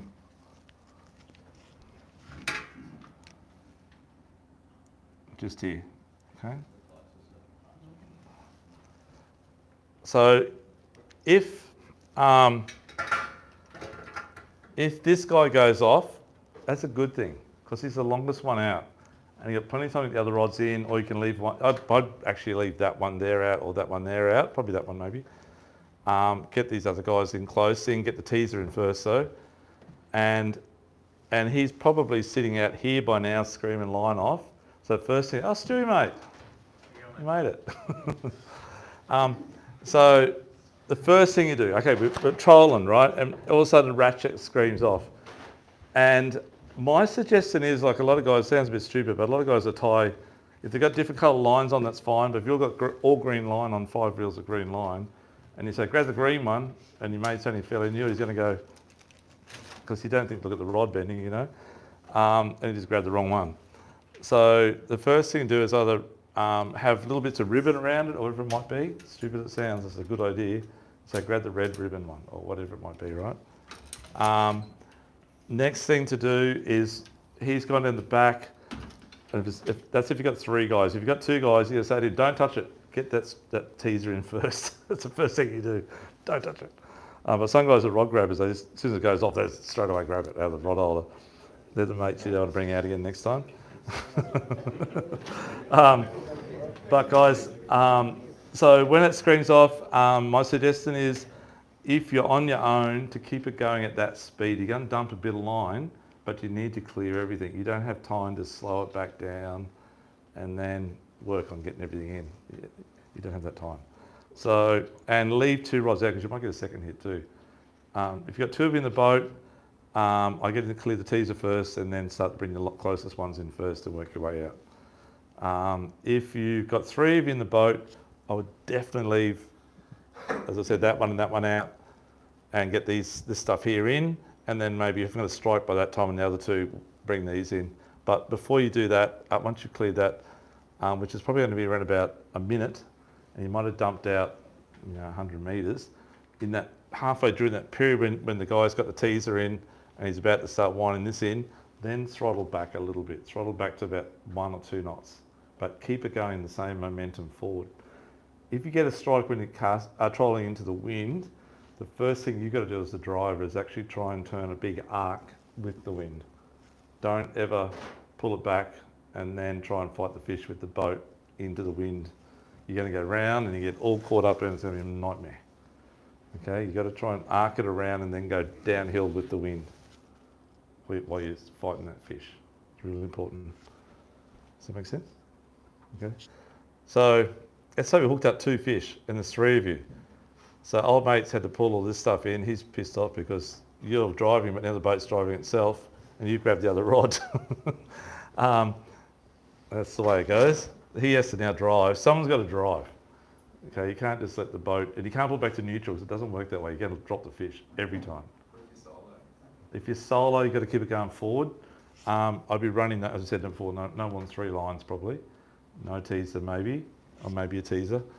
But if you're running solo, the first thing you got to do is if you're going with the wind, that's cool. Just throttle back a little bit and let the momentum just keep going, keep the weight on the line. As long as there's weight on that line, you just let the fish just keep going. It doesn't matter. It's dumping a bit of line, but it's holding the hook in. It's doing the work for you, like your mate holding the rod sort of thing. And you've got time to clear the other stuff yourself. Okay, so keep the rod and the rod holder. To get the rod out last. Does that make sense? And, it just works better that way. Yeah. If you miss it, it wasn't meant to be. You're not going to get it. Trust me, if a lot of stuff around the back of the boat, it's going to become a nightmare. But if you've got 2 guys or 3 guys, yeah, grab the rod. Someone grab the rod. Okay. It's probably about all I can tell you on that, I think. Now, this is the hard part. So let's just say the wind is blowing this way, right? The wind's blowing from the south, the current's going from the north, okay? So we're trolling against the current just by some stupid reason. The fish jumped on against the current, which is not normal, but it did in this case. So the fish is up current of us. So he's like, down current of us, sorry. He's the winner because we're going against the current. He's fighting against the current against us. It's really hard to turn him. You can't do anything. So first thing you got to do, if the wind's blowing that way, you still have to do the slow big arc around. You can try fighting it, but you won't get much ground on it. But you'll need to slowly arc the boat around and you need to get on that side of him and pull him with the current towards you. It's a lot easier. And he'll also feel a lot less stressed and he'll come to the top a bit. But if you stay on that side of him and you're pulling him against the current, he's just going to keep going down with those wings out. He's going to plane down and go down, down, down. Then it becomes really hard. It's a lot easier fighting a marlin on the top than the bottom. Okay. Dolphinfish, this is the same scenario too, guys. In dolphinfish, marlin, doesn't matter what it is. It's the same scenario. Particularly marlin, they have the big pecks. Yeah. So, and then we can fight it and we get all the gear out and we're fighting it and just keep going. Sometimes you go around a big circle, he'll make you come around this side again and he'll have the advantage and he'll just sit there. You got to try and work your way around him and come back up that side of him again, and then the line will go a bit loose. The next thing you see him jumping over there, and then Burno, get as much line as you can back, and then he'll go down again. And then it'll be the same scenario again. You come to the other side of him again, and it'll come to the top again, and you get it again. And that's how it just keep gradually getting to it. Sometimes there could be a stupid fish and jump straight towards the boat, and you just wind fast and get the rod tip up. Don't ever drop the rod tip either, guys. Never. That was going to be my question. Yeah. Jumping marlin, what's the... Yeah, rod tip up. Just rod tip up, wind fast. Not like a barrow drop. No. Same deal though. Drop the rod tip, he's gone. Yeah, okay. Yeah, so keep the rod tip up. And even when you're fighting one, don't ever drop down and try and do big pumps up like that. You just keep the rod tip up and just do it short. And Keep short. jumping, just keep it. Yeah, keep it up. Yeah. And dolphinfish, same deal. Dolphinfish have a really good way of throwing lures as well. It's the same deal. You've got to keep that rod tip up and keep the weight on the whole time. And they have a real bad tendency of getting, especially the bulls, if you get a 20 kilo one, it's quite deep. They'll get side on out there. You just cannot get to them. But if you get up that side, other side of the current of them, you got him. He'll come towards you. Okay. So remember, current's your favour, not his. Okay. Line colour, Doug? Line colour, yeah. So irrelevant. It's better for your vision actually. The fishing doesn't make any difference. So we've got some guys that do like to use blue colour, but it's very hard to see against the water.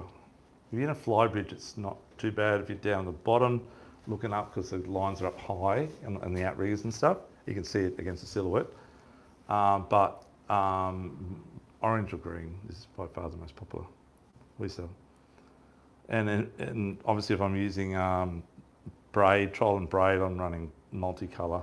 So that takes everything out the door, I just said, but use bright multicolours.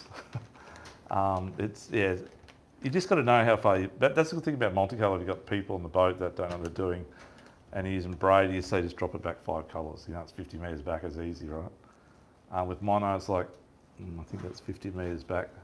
And then you're getting in to do it, you're driving and concentrating and you don't run over somebody else's line. And you look back and the lines are just like a cluster. So try and keep the boat straight when you're deploying the lines, it's really important. If your boat can do, if you're single-handed and your boat can, that tiller's going to be very hard. It's hard. Yeah, very hard. Trying to get the wavelengths, but Yeah. the pressure on the Yeah, that's right. You're luring and you're speeding up so fast that they're jumping and That's right. yeah, That's right. So it's a big challenge. it's a bit of a challenge. So keep your rod tips down as low as you can. But it's if you got the roller troller rod things, those angled the brackets. ones on the rails, Yeah, on the like rails. Yeah, mackerel rods yeah, like and that style. things, That'll help a little bit, mate. Yeah, just did that yeah. to spread the lure. Yeah, that's right too. Yeah, on tin you Yeah. haven't got much choice. Yeah. Stu likes to run his on the second wave next to it, Yeah, which the is second wave. which is normally this guy here. Yeah, So when we say like second wave, that's usually generally about a length of the boat. Two, isn't it? 2 lengths of the boat. 2 lengths of the Yeah, boat. or 2 and a bit. Roughly, yeah. yeah. Roughly, yeah. So 12 or 15 metres back. And that obviously On 6 metre boat. changes going with current against current. Yeah, swell can be shortened up. That's right. Yeah. Yeah. So do you continually change them or just get back in that? I just that place run? mine at a meterage. I don't care whether they sit on the wave. To me, the waves are moving all the time anyhow. So that 1 minute they're at the high of the wave, next minute they're down in the bottom of it. Yeah, right. It doesn't just ride the wave like a surfboard. Yeah, It doesn't work that way because it continually rolls underneath it. So, yeah. Biggest thing is your first rod should just be just past your teaser. Because obviously I've heard you that's saying right, yeah. before, they come up, look at the teaser. If you've got a lure, say a metre behind it, that's an easy one to grab. Yeah. Yeah. Yeah. So that's your closest rod. So Yeah. single that one out. Stagger it from there, yeah. But drop your longest one out first. Yeah. Yeah. Any questions on that at all, folks? Deep divers and skirts Yeah. at the same time? Okay, you can. Yeah, so particularly for tuna. Oh, there's a flippy floppy. You guys must have heard me. Okay, that's a flippy floppy. Sorry, back to that teaser for 1 sec. That's the one that's got the stiff arms on it, so they're like really heavy wire. These things are designed in the States. The customer buy these off us, so they just work a treat. They're up there around about $190 or something like that, $189, but they're good.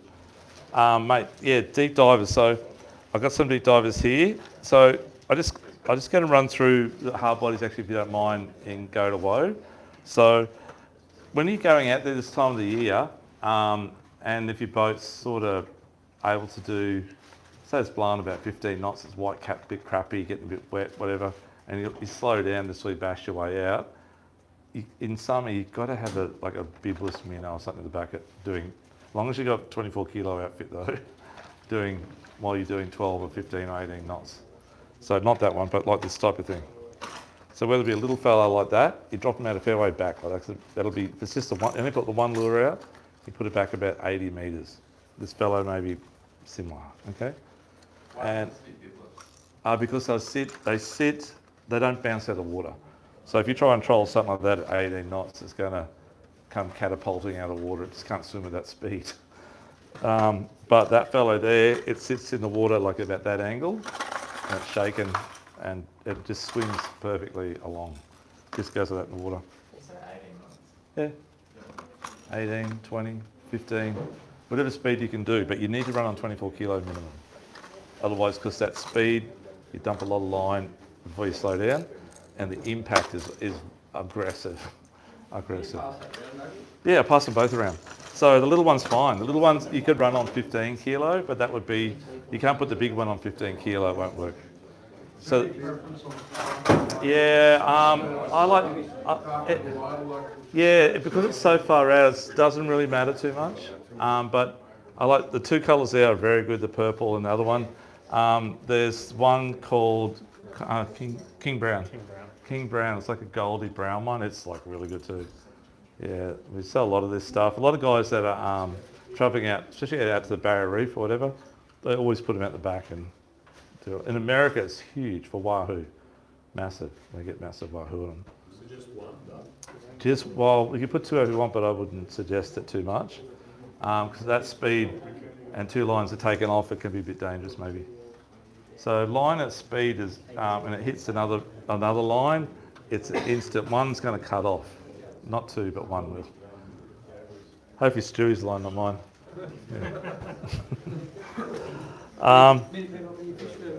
Yeah, they do, but not for about, they're out there now, but not for about another month or two. Yeah, so sort of, oh no, when we're high speed at like say 12 knots, I'm running three, no more than three though, yeah. Yeah, so you do. You don't have to though, but I'd suggest putting around about 285 pound wire on there. We can do it for you. About a metre long, just short, or half a metre. And then run about 100 pound wide on leader with a big snap to that. Yeah, so it's got shock. Yeah. So when sun hits at 15 knots, say you're just on the plane, it's rough as bang, bang, bang on the way out, but you got one right out, it's going to be bent like that, it's going to be working hard. Even though it's only a little lure and it's quite aerodynamically designed, it's still got a lot of pull on it. And skirts, so you can run a high-speed metalhead skirt or that one that's going around like that jet head that went around like that type of thing. You can run that at the same thing. So you can either do that or you do that style. Will it stay in the water at that speed? 100%, yeah. It just digs in and it's quite heavy. Yeah, these are weighted, so they'll hang in. What's the max speed that you'd go trawling anything out the back if you were trying to get to it? At the most we've done is about 23 knots. In the States, I think they say 28. And hooked up at that speed? 20 knots, but not 23 yet, no. But at 20 knots, it's we're running about 120 metres out and running on 80 pound tackle. Okay. And the rod's it's like that thick at the end, it's bent like that, you know, with just the way the lure. So you had at 28, had it? Not quite. You might on a 30 wide because they got like an 80 wide drag on. Okay. They're pretty. The WLRS has got quite a beefy drag, so you could run 80 pound or 100 pound braid on that. As long as you've got that wind on leaders shock, it'll work fine. But a 20 won't do it, no. Oh, but sorry, I take back what I said. It will do it in a little lure going around, but not the big one. Yeah, right. Yeah. Okay, getting back to the divers, mate.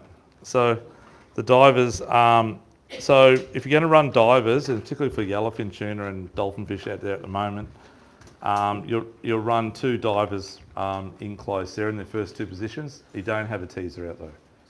So your two divers are down, this little fella's get down about 8 metres, and the big bad boy, might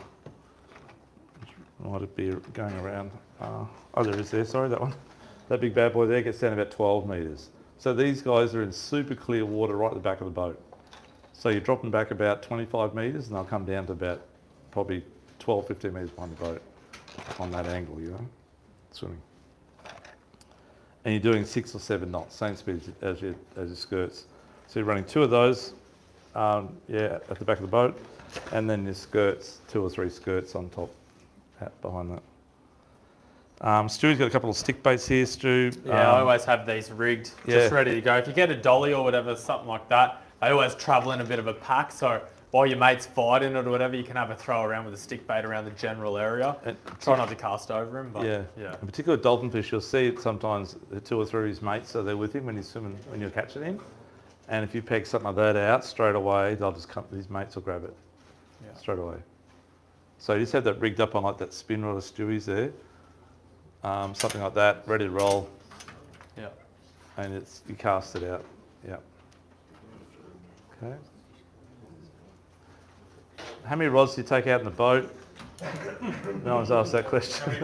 Yeah, that's right. There is a point where there is too many, I think.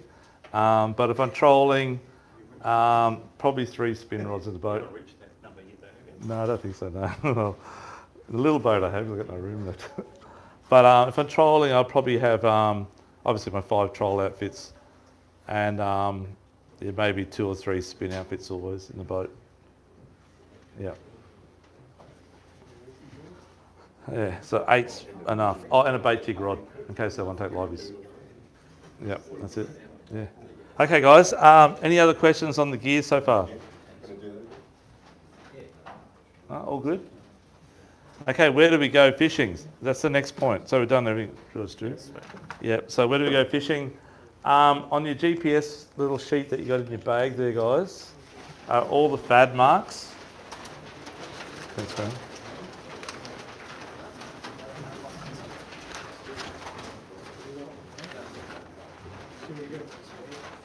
So where it says under 50 metres, I've given you all the FAD marks, but please understand when the marlin do turn up, when the little blacks turn up, and the dolphin fish, they'll turn up with them in numbers as well, bigger than what they are now. They just hang out on the reef where the bait is. It's as simple as that. It's common. So whereas 50 metres, well, it starts halfway up North Straddie and it goes all the way down to Tweed. So there could be dolphin fish and marlin anywhere in that area, but specifically where the bait's stacked. Okay, and like the gentleman was saying earlier, if you're trolling and it's a really nice day, which next Thursday, Friday next week and Sunday looks like really nice days, always be observant for any little sticks sticking out of the water, just a swirl or a little, we call them Jesus birds, those little birds that sit there and hover like this. They're the ones that tell us where the marlin are or the fish are. They just sit there like that. So if you see one of those and it's in the distance, turn the boat that way and head over towards that way and have a look around, okay? But you're trolling on between 40 and say 52 metres is like the ledger that you use east to west and running on about sort of 45 degrees. So if you're going to go say from jumping pin down to the seaway, which is about 15 or 16k or something like that. Because you're doing like about a 2k diagonal, you're actually doing like say 30, 40k's in that 15k run.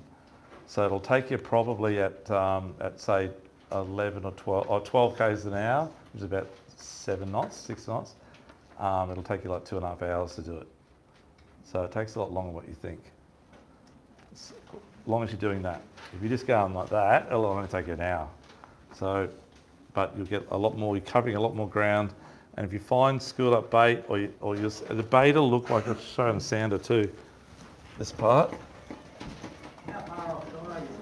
Oh, so 40 or 50 metres, you're only about 6 to 10k offshore. 6 to 8k, say, or 10k. Same up Brisbane, but no, you're not, because you've got Moreton. You've got nothing inside of Moreton, right? I mean, on the eastern side of Moreton. Yeah, it's very close. You're only 2k's offshore. Yeah, but is it still in that 40 to 50 metre mark? Yeah, 100%. Yeah, like in line with Henderson's and is it Hutch? Which is the one down halfway down? That's now green zone, but Flinders, is it? The one sort of halfway down the island. I think it's Henderson's Rock. Henderson Shoals, yeah. Henderson Shoals, I think it's called. You can't, that's a green zone now. We used to get a lot of Wahoo there. But either side of it's gravelly crap and holds bait, and that's where they'll be. And the same off top of, and same on top of the island, it sort of comes in a bit off the top of Yellow Patch there. They'll be up there as well. Or they'll be down in the bay, sort of off Cylinder Beach, sorry, off Straddie, North Straddie there, in that bit of a bay, sort of in line with Boat Rock, and out to probably as far as Sevens Reef. Off Lookout. Really Close, yeah, close. Yeah, they're right. When the marlin come in, if we do get the numbers like we do sometimes, we'll catch them behind the shark nets. Like we catch them one year, we caught them in the afternoon, like at the Scottish Prince. They're all around, they're everywhere. You get them at Palm Beach Reef, Mermaid Reef. Front of the seaway, yeah. How, like, K out?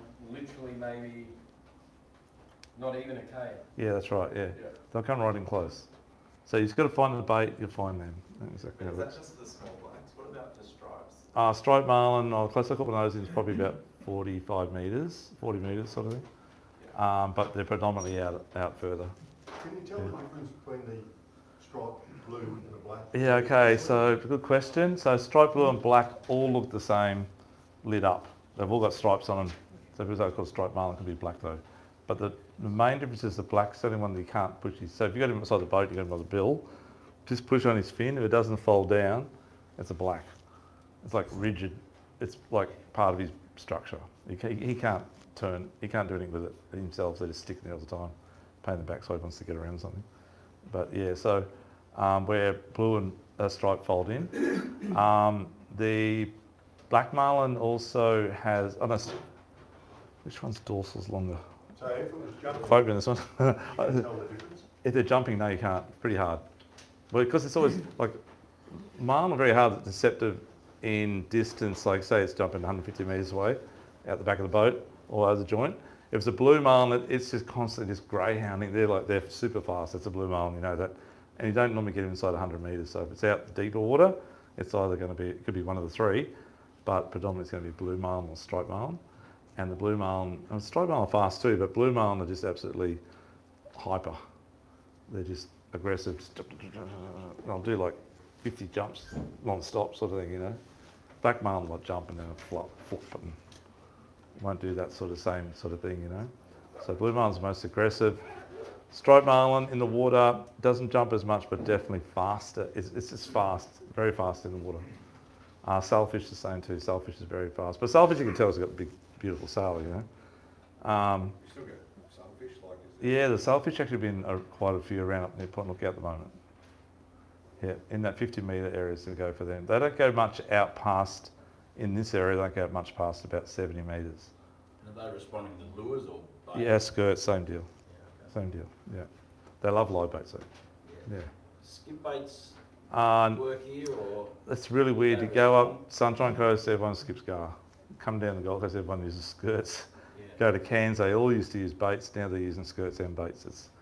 It depends on the generation or the people around the area. Yeah. But on the Gold Coast, we have a tendency to use skirts for the first 2 months because that's what they seem to like more. And it's the same with mackerel. Mackerel like hard bodies at the start, and at the end we're trolling baits that I want to know about hard bodies. And the marlin, at the end you still get them on skirts, but you won't get as many, but you get heaps more on live baits.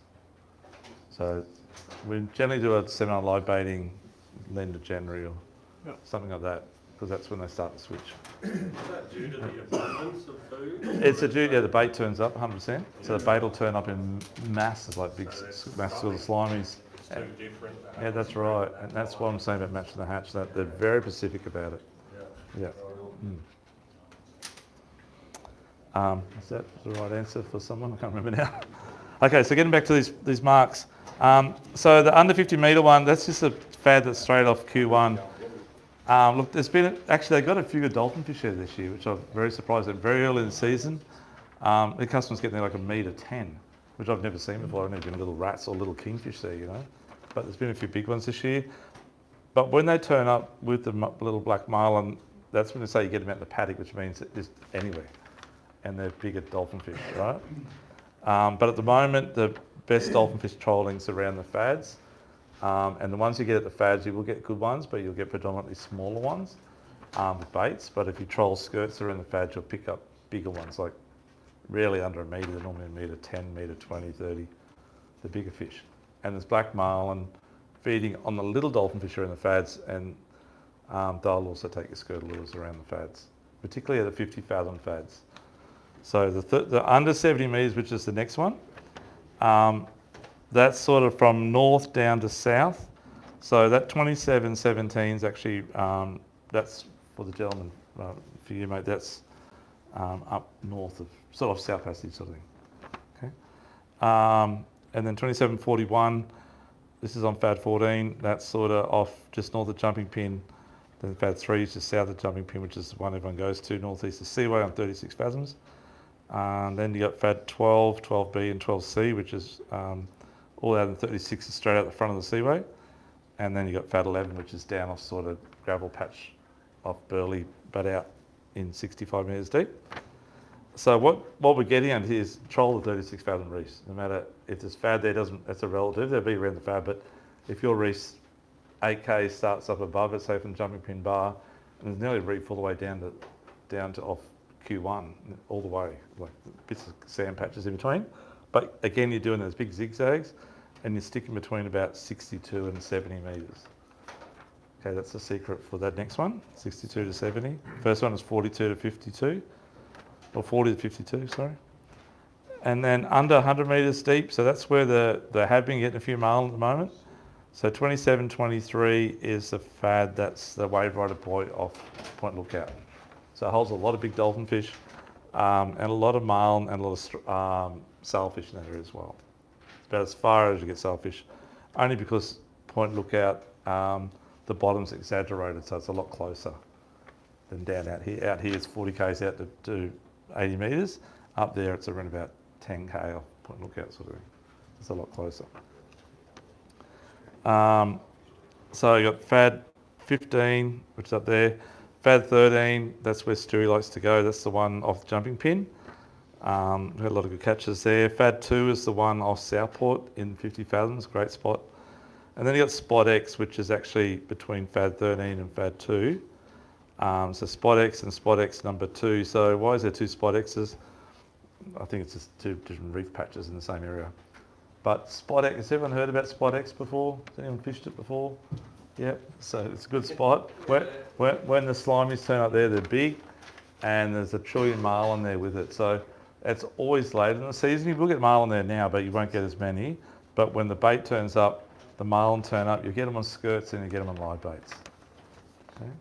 And you can get, we've picked up, 12 in a session there, pretty good. And then the 300 metre plus, how many people got boats over, say, 6 metres? A few of you have. So if you want to be adventurous and maybe get a blue marlin or a striped marlin or a tuna or a big dolphin fish, like talking 1.5 metres, 20 kilo, whatever, that's the area to go to. So you've got from off Point Lookout down to off the Seaway, and these are all submerged fads. So the submerged fads are about 40 metres under or 20 metres under, so ships don't run over them, but they're buoyant, so they sit up, but they sit 20, 30 metres below the surface. And you'll see the cluster of fish on them when you find it on those GPS marks. Oh, it's the ones that Point Lookout. Yep. The one on the Fad Point Lookout, that one? Yeah. Yeah, so that disappeared. Oh no, not the Fad, so Oh. subsurface. Oh, okay, I haven't fished those yet, so I don't know that one, no. Yeah, I was looking The for other one some- should be I there. was expecting to see shipload of bait or something. Yeah, Nothing. and did you like zoom down a little bit on the sort of 30 minutes down or 20 minutes down? Zoomed in, Yeah, yeah, off the top, yeah. Yeah, okay. Don't know. The ones out here are definitely out here though. Yeah. There's a long way to go. Yeah, long way to go. Yeah. Yeah, that's right. Well, that one on Fad Point Lookout, that's actually out of the water. That's only 300 metres, which holds really big dollies. Yeah, we do a lot of jigging out there, and bar cod and bass scraper and stuff. And it's definitely visible. Yeah. And Tweed Heads Fad, that's down off Tweed Heads. That one's in about 36 fathoms of water, or 65 metres. But all these fads are on reef. So you troll the whole reef area. Don't just troll the fad like I'm saying. Try and work out where it starts at the northern end or where it is at the bottom end, and then do your zigzag and all the way down, past the fads down through it. If you do that in every one of those different depths, that's what I'm going to do. That's what I do. So give it a go. Okay. So then you're looking at current dump. Yeah. So typically you said sort of current comes from north. So correct. It's north-south. So Correct. you sort of put it in the seaway, shoot north. Yeah, that's and then come down with it. come down and do. That's right. So if you got less than say a knot and a half, trolling against it's fine, or with it, either or. If you got more than 2 knots of current, strictly troll with it is better, or you just do like a massive big zig on 45 all the way back up to the top again, and maybe a little bit more back that way, and and then come back down again.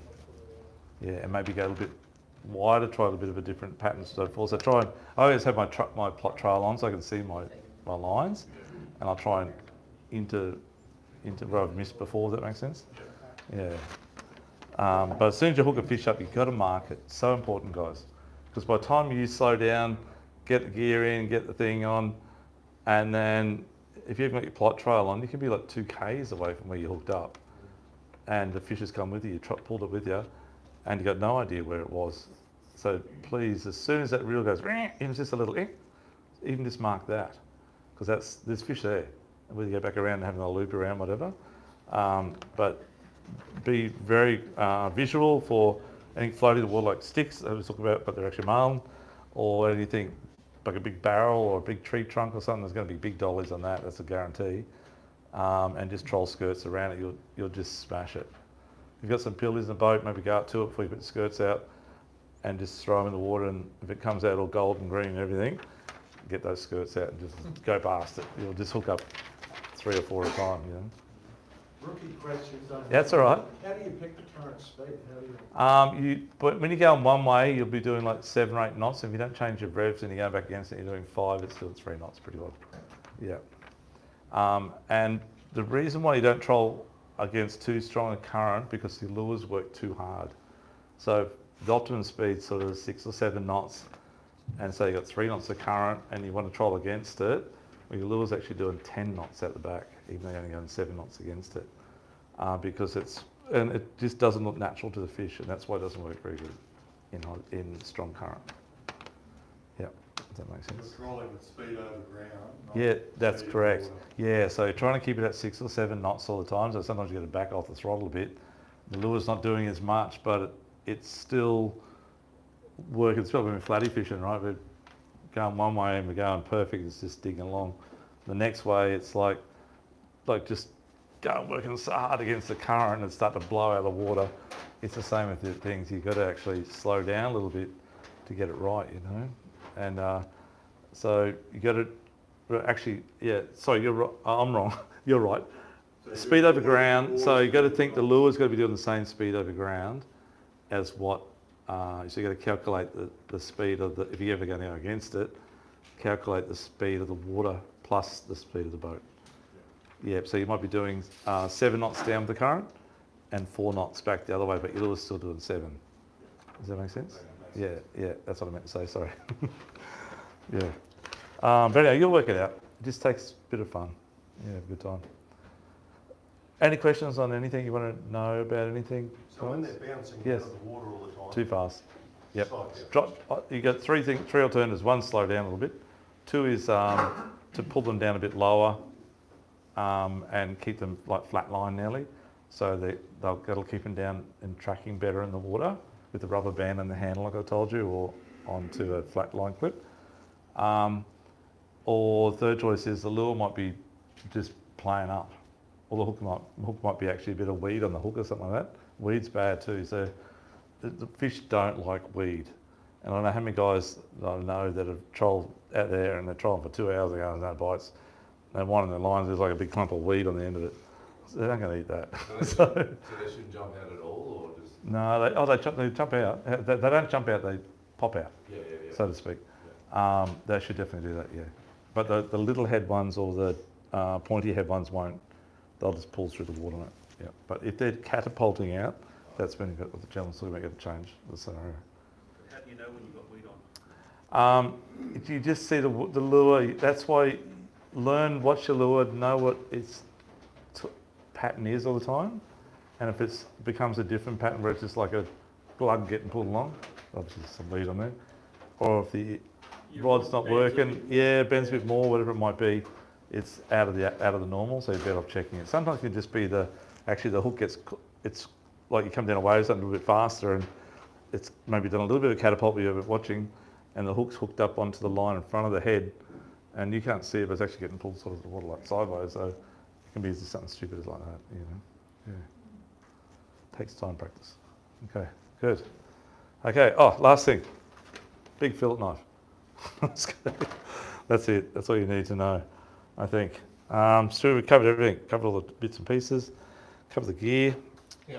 Can you run your lure straight off the back of your daisy chain? Okay, legally for the Game Fishing Association, no, you can't in Australia. In America, you can. They all use, and this is another secret little squirrel thing.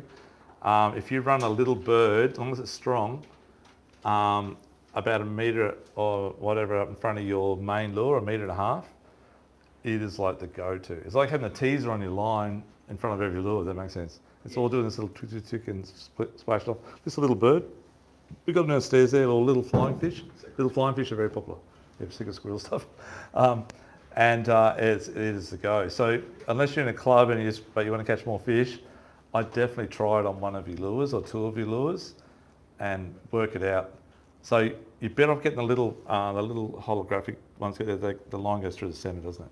On the flying fish. Yeah, on the flying fish, yeah. So you rig it up on the same leader as your line, but we normally run our leaders quite short, like about 1.5 metres. No one's asked about this yet tonight either. But the bird, that one you'll make it probably 2 metres long in the leader and put the bird about 1 metre up in front of it. Wherever it works best, you'll learn the position based on the lure that you're using and where it sits right, and it's actually doing that on the surface, and that'll be really good, yeah. Just make the lead a bit longer so you just put a crimp in front of it and a crimp at the back, and with a little tiny bit of line, never crimp your line onto the line without another piece of line in there, because when you try and squash down on it, it's going to damage your line. But if you've got another piece of sacrifice, just a little bit of mono in there with it, similar size, and crimp it'll hold it all together nicely. And put the bird just in between the two with a little big lumo bead so it can't fall over it, if that makes sense. Yeah, otherwise it'll swallow the crimp and end up down the lure. Yeah. What's the distance of leader for the... 130. So you got a leader in your bags. You got 20 metres of that's what we rig all our line lures with. It's actually UV leader. So we can't see it. The fish can see it, but the fish see it different to us supposedly. So normal leader, when you put line on, I put this on. It's just like normal. Like it's no UV reaction, but this is UV. Can you see that? Even with that, if I turn the lights off, it's like super UV. So if you put that on there, it doesn't do much, right? That's like normal line. But UV line, it lights up. So it gets the fish already humming. So we used to never use that years ago. We couldn't get it actually. Japanese made. And it's just a game changer. So give it a go. You've got it all in there. We sell it as well, but you've got it all in there. So try rig up some of your lures on that. You've got crimps in there as well. Crimping pliers, good thing to have. They're like $30 a pair, guys. Have a pair on the boat. Keep it oiled up so it doesn't rust out. And if you get busted off, broken off, or your leader gets damaged, and you got that one leader on that one lure that's working really well, because marlin will chafe your lead, and every time you get a marlin, you've got to check your lead if it's chafed on the bill. That, I said, it rips your hands apart. So you'll need to cut and recrimp. So this has, you've got crimps there, you've got leader there, just get yourself a pair of pliers, and you can do anything you want on the boat. What size leader compared to your main line? So the leader's 130 pound. On those small lures, 130 is enough. If you're using that bigger one like that, you might put some 200 pound leader on there, and a bit bigger hook, like a 10-0 hook, whatever it might be. Bigger. Yeah, so bigger, heavier, matching the hatch, so to speak, on the lure. Because the lure can be a bit heavier on 130. It's not just going to break it, it's pretty strong stuff, but it just works better. Yeah. On a fluorocarbon? Yeah, so fluorocarbon's great for live bait, but for for this sort of stuff, you don't need it. UV's by far better. Yeah. Fluoro just gets a bit stiff too. It's a bit stiff. Your lure doesn't That wobble heavy as nice. stuff. Yeah, this stuff is extremely, it's extremely vibration resistant, but it is super, super soft for 130. Normally 130 is like, it's like crap, you know. This stuff's beautiful. Yeah. Yeah. Okay. Any other questions at all, folks? Yeah, just a setup on some of the skirts, Dougie. Yep.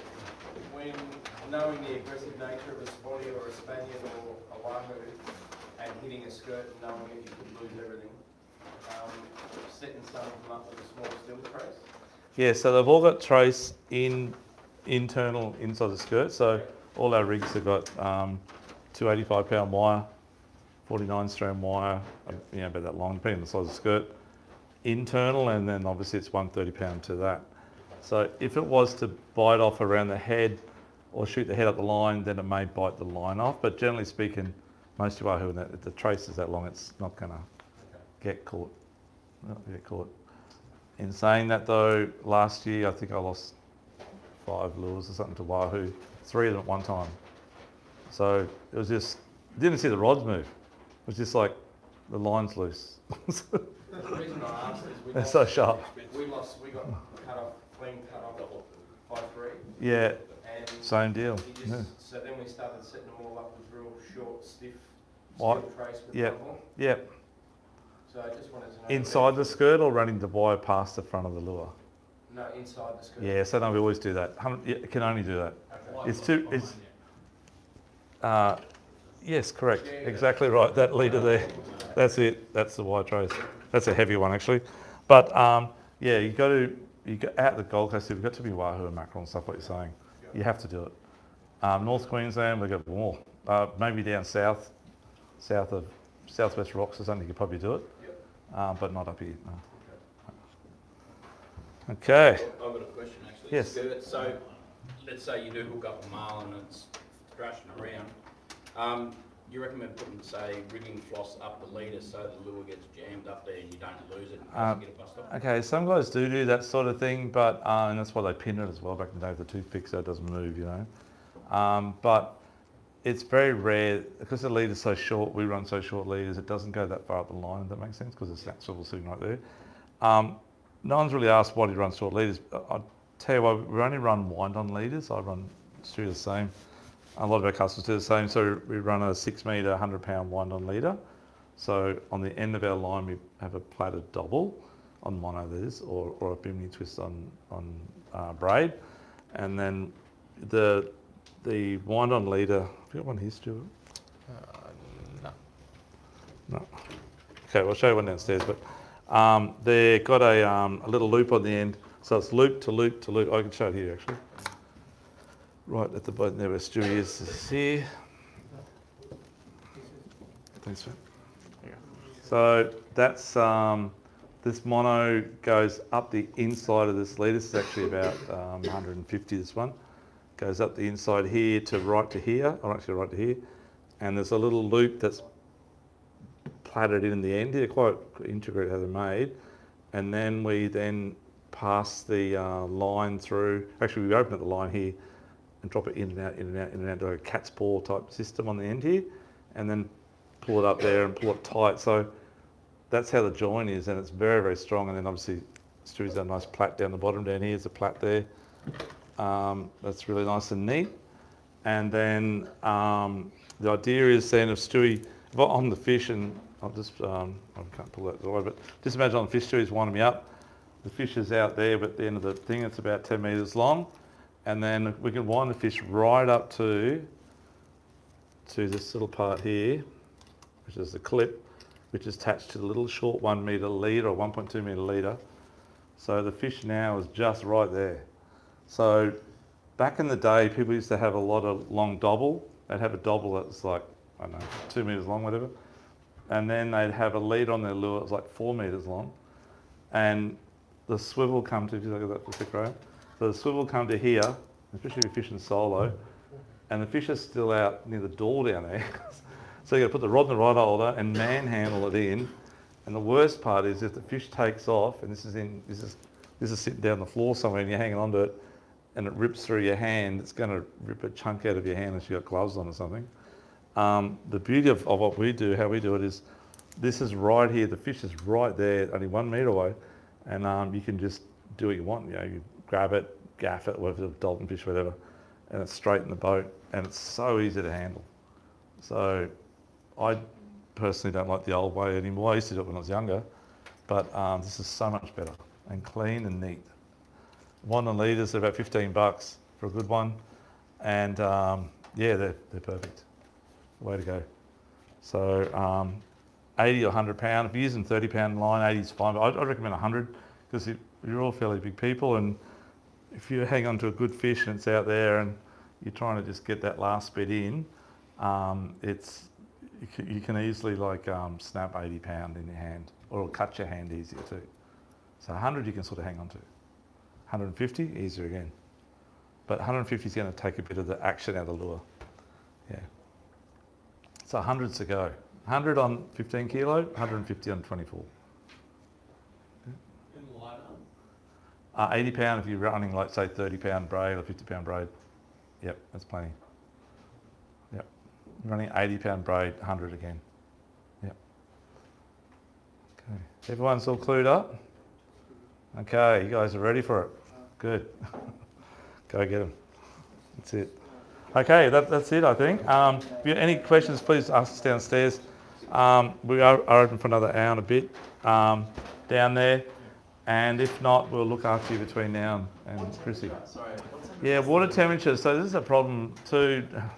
We get a lot of northerlies at the moment. I've never seen so many northerlies in December, ever. It's always southerlies now, right, normally. And every time I get a northerly, it rolls the water from the bottom to the top. And it becomes cold. It's cold down there. So water it'll just start to get warmed up from the southerly blowing for 3 days. It'll get up to 24, 25 at the moment. Should be about 26. And then all of a sudden we'll get 2 weeks of northerlies, then it'll go back down to 21. Hence why the snapper are biting so good at the moment. The snapper everywhere at the moment. Like, got their guys stay bagged out by 5 o'clock. Just out front of you. So, yeah, it's weird. So warmer, better? There's no like optimal temperature? Yep, there is. 25, 26, 27. Right. Yeah, 28 maybe. Yep. We've got a fair bit of southerlies coming the next few weeks, so off and on, but it will warm it up really quick to about 26, I think. Yep. Is 1 degree enough for a temperature break? Yeah, it is.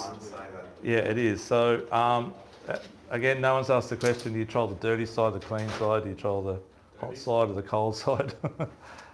It's all above. Sometimes they're in the dirty side in the cold water. Yeah. If the bait's there especially, they'll definitely be in that side of it. Bait's going to control the fish more than the current or anything else, or current lines or water colour changes. But predominantly the bait's sitting on the clean side, and that's how it sort of works. But if the fish are there, they'll then shift sometimes to the dirty side and the colder to get away because they can't see them as easy. There's a bit of protection for them. If you've got a bit of seaweed on the top, they'll get in around that. But at this time of the year, the bait sort of works in like safety in numbers. They'll just be out in the middle of the paddock, no protection, clean water, and take turns of getting eaten, sort of thing. That's how it works. So they're the skills you want to look for. Current lines? Current line's the same deal again. So current line normally has the weed, so probably get the weed on the lures. It's a sacrifice, but that's where the dollies are, especially big ones. Wahoo are there, and sometimes marlin are there feeding on them. So yeah, it's a good thing. What are those big algae lines? Is there any problem in those? Yeah, look, I've caught the odd fish on those with the big brown lines you're talking about out there, and definitely dolphin fish especially tend to hang around them. But a lot of times it's like dead. It smells and it's dead sort of area, and they just aren't there.